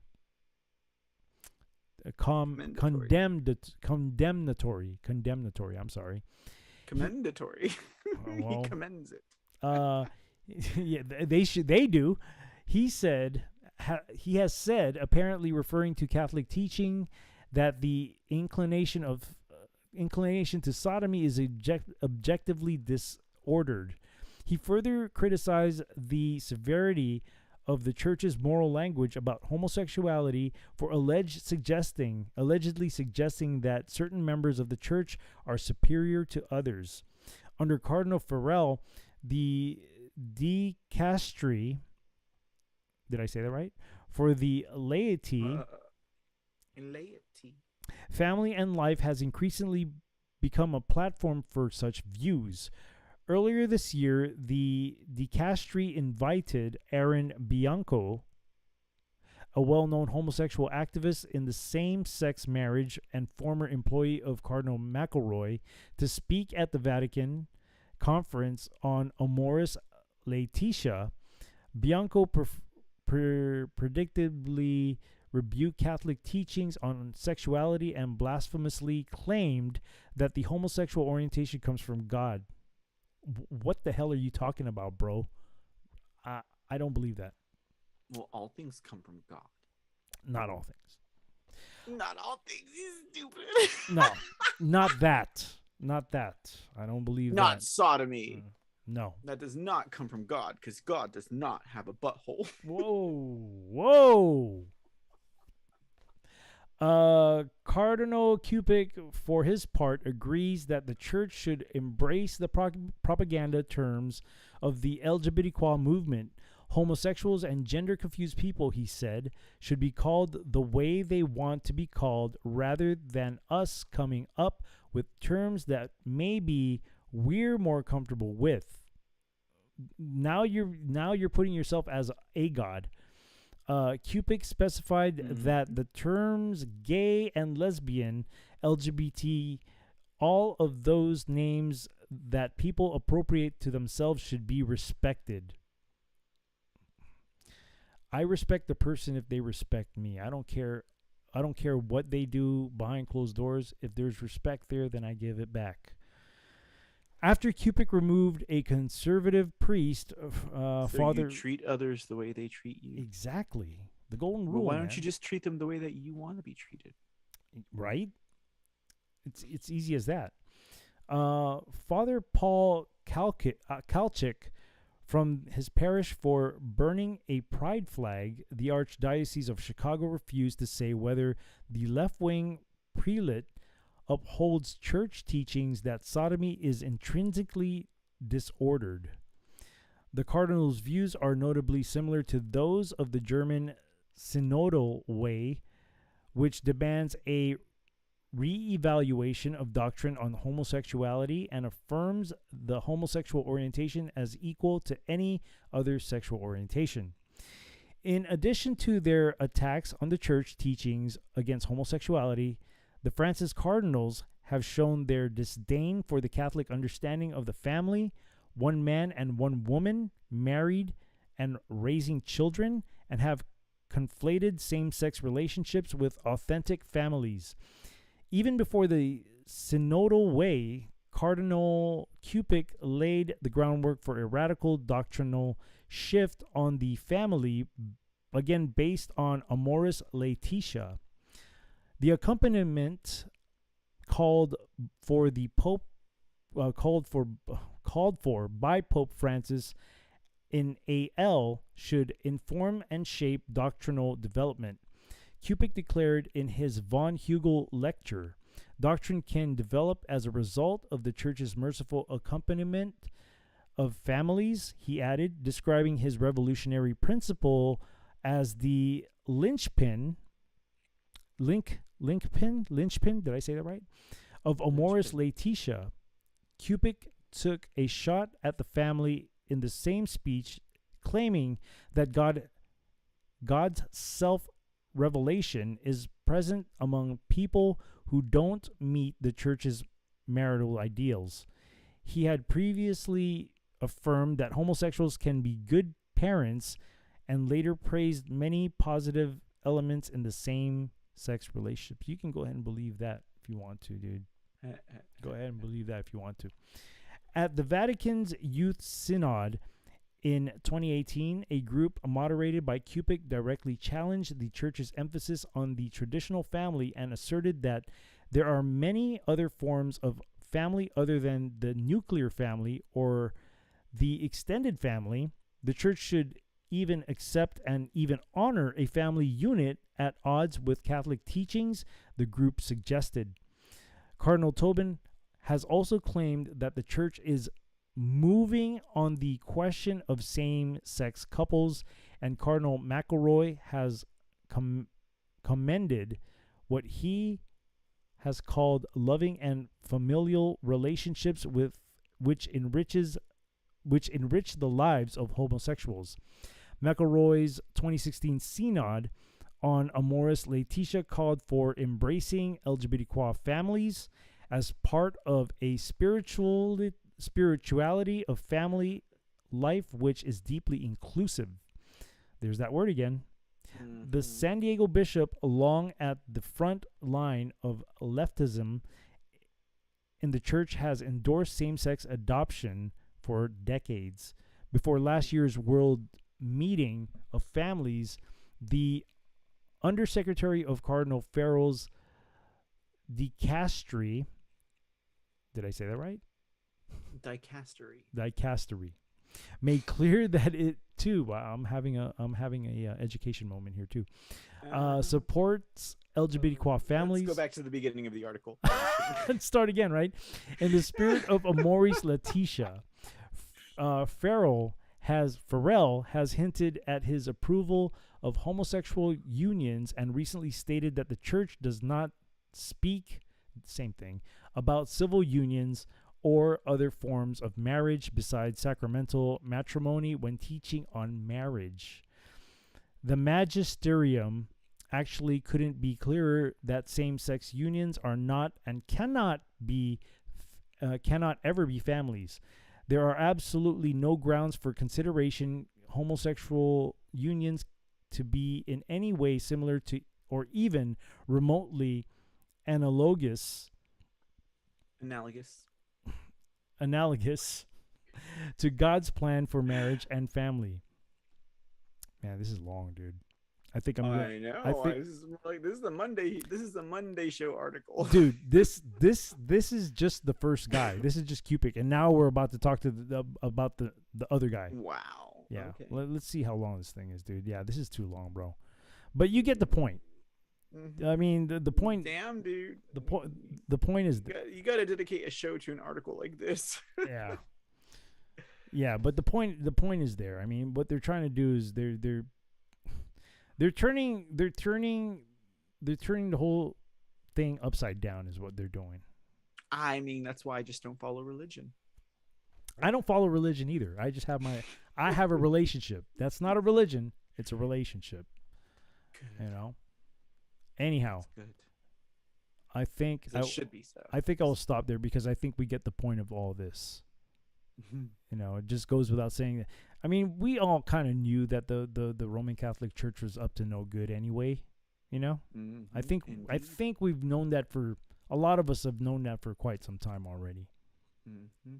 So they are up to no good in the hood, ladies and gentlemen. Absolutely, they never were. They never were up to any good.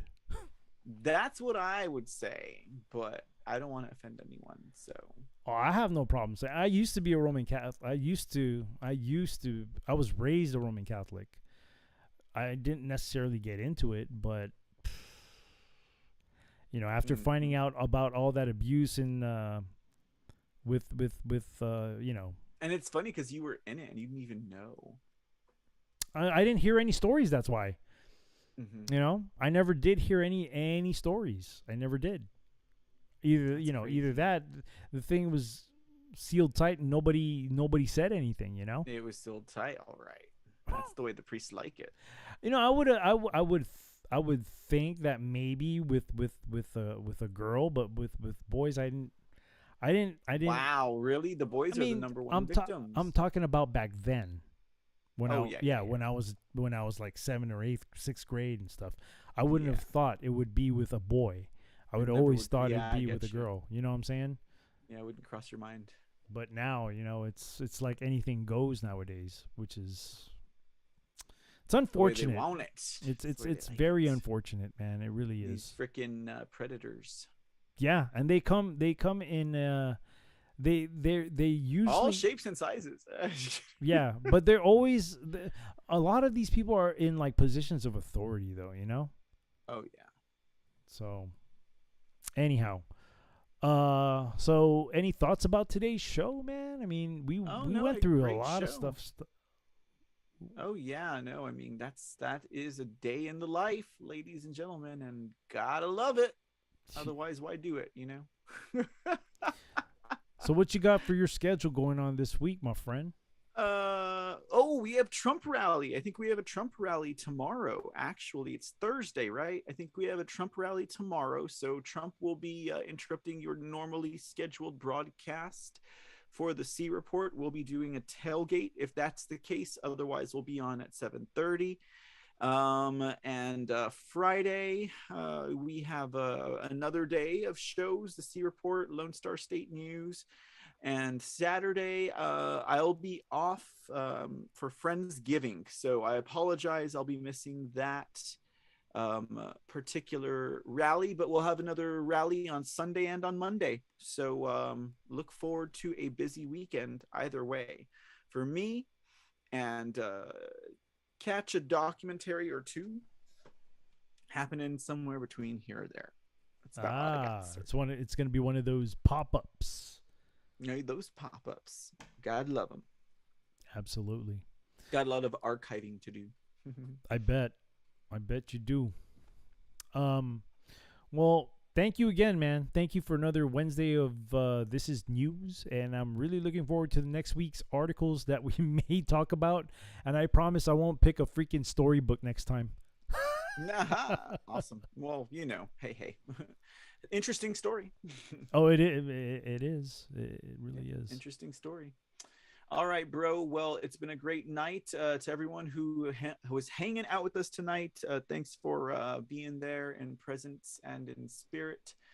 And we'll catch you all on the flip side, as they say. Have a great night. Till next time. God bless, brother. thecreport.com. That's where you can get this info. God bless you, brother. Take care. Thank you. Bye. There he goes. There I go. And we'll take you to the clouds like we always do. There we go. The clouds. The beautiful, peaceful clouds. I like to put that picture there because it's such a soothing sight.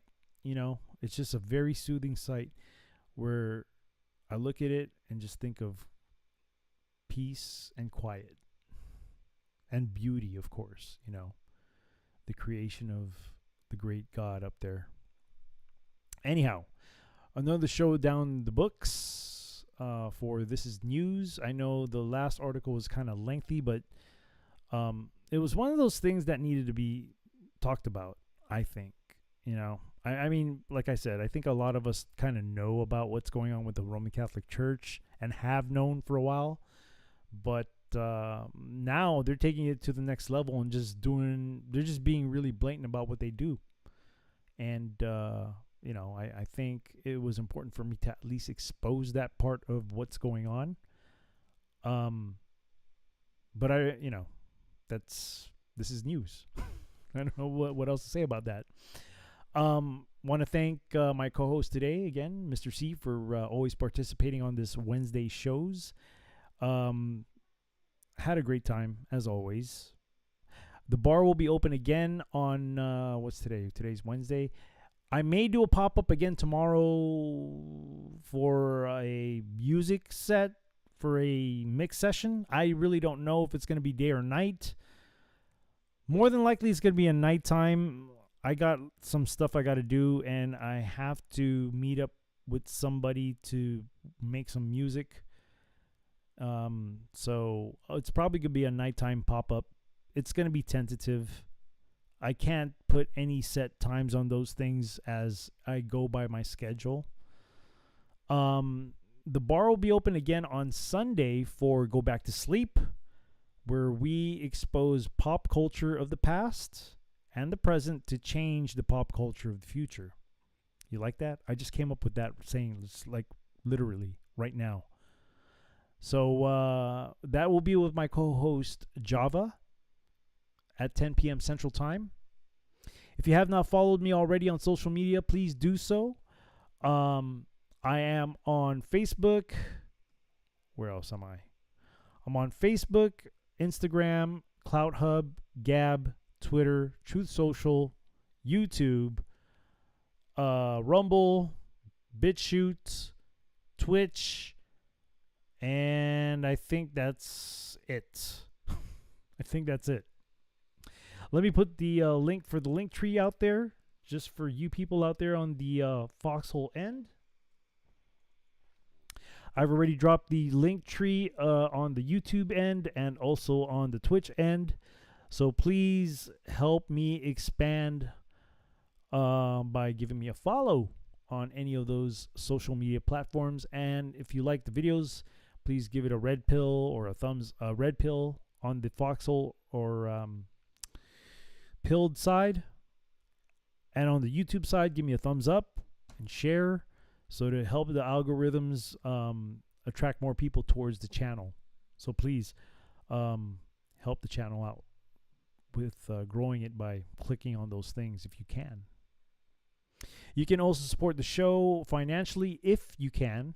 You can check out my merch store. You can give me donations via Gold Pills, and that's on the Foxhole and Pilled side. You can also send your donations over to Venmo, Cash App, and PayPal, if you can. So I thank you again for hanging out with the bartender tonight and Mr. C. And as I close every show, always remember to be kind to one another. And if an opportunity ever presents itself to pick somebody up, I would say that you should pick somebody up when they're down.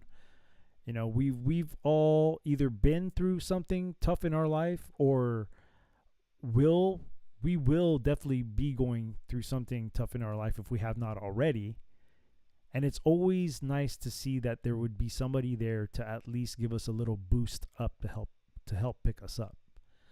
You know, it kind of eases the pain and sadness that you go through at that time, and puts a smile on somebody's face when you're able to give them a little help. So if you can help, if you can pick them up, let's do that. We build each other up that way. And it's all about just, you know, we said this earlier, it's about treating people the way you want to be treated. So with all that being said,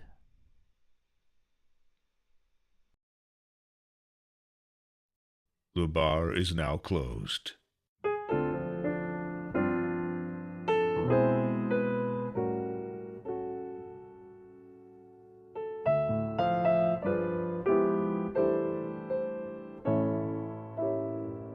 I can't help but wonder if I'm under a spell. It's more than a passing notion. I've never fallen with such devotion. I can't help but wonder if it's only a dream. Am I naive, or can I believe that things are really as they seem? Can anyone explain how to understand what's true? I know I just can't tame it. Whenever I'm with you, I can't help but wonder if you wonder about me. 'Cause lately I can't help but wonder how wonderful this might be.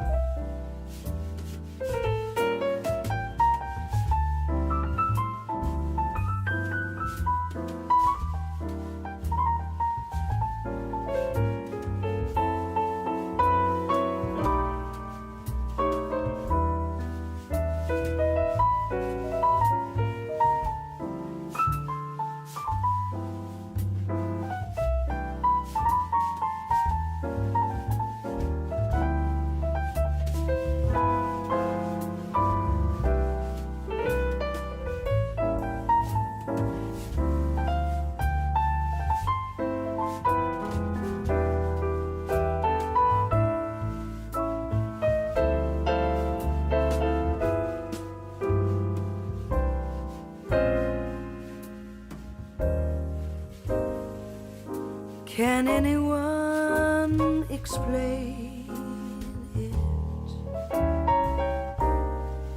How to understand what's true? I know I just can't take it. whenever I'm with you. I can't help but wonder if you wonder about me. 'Cause lately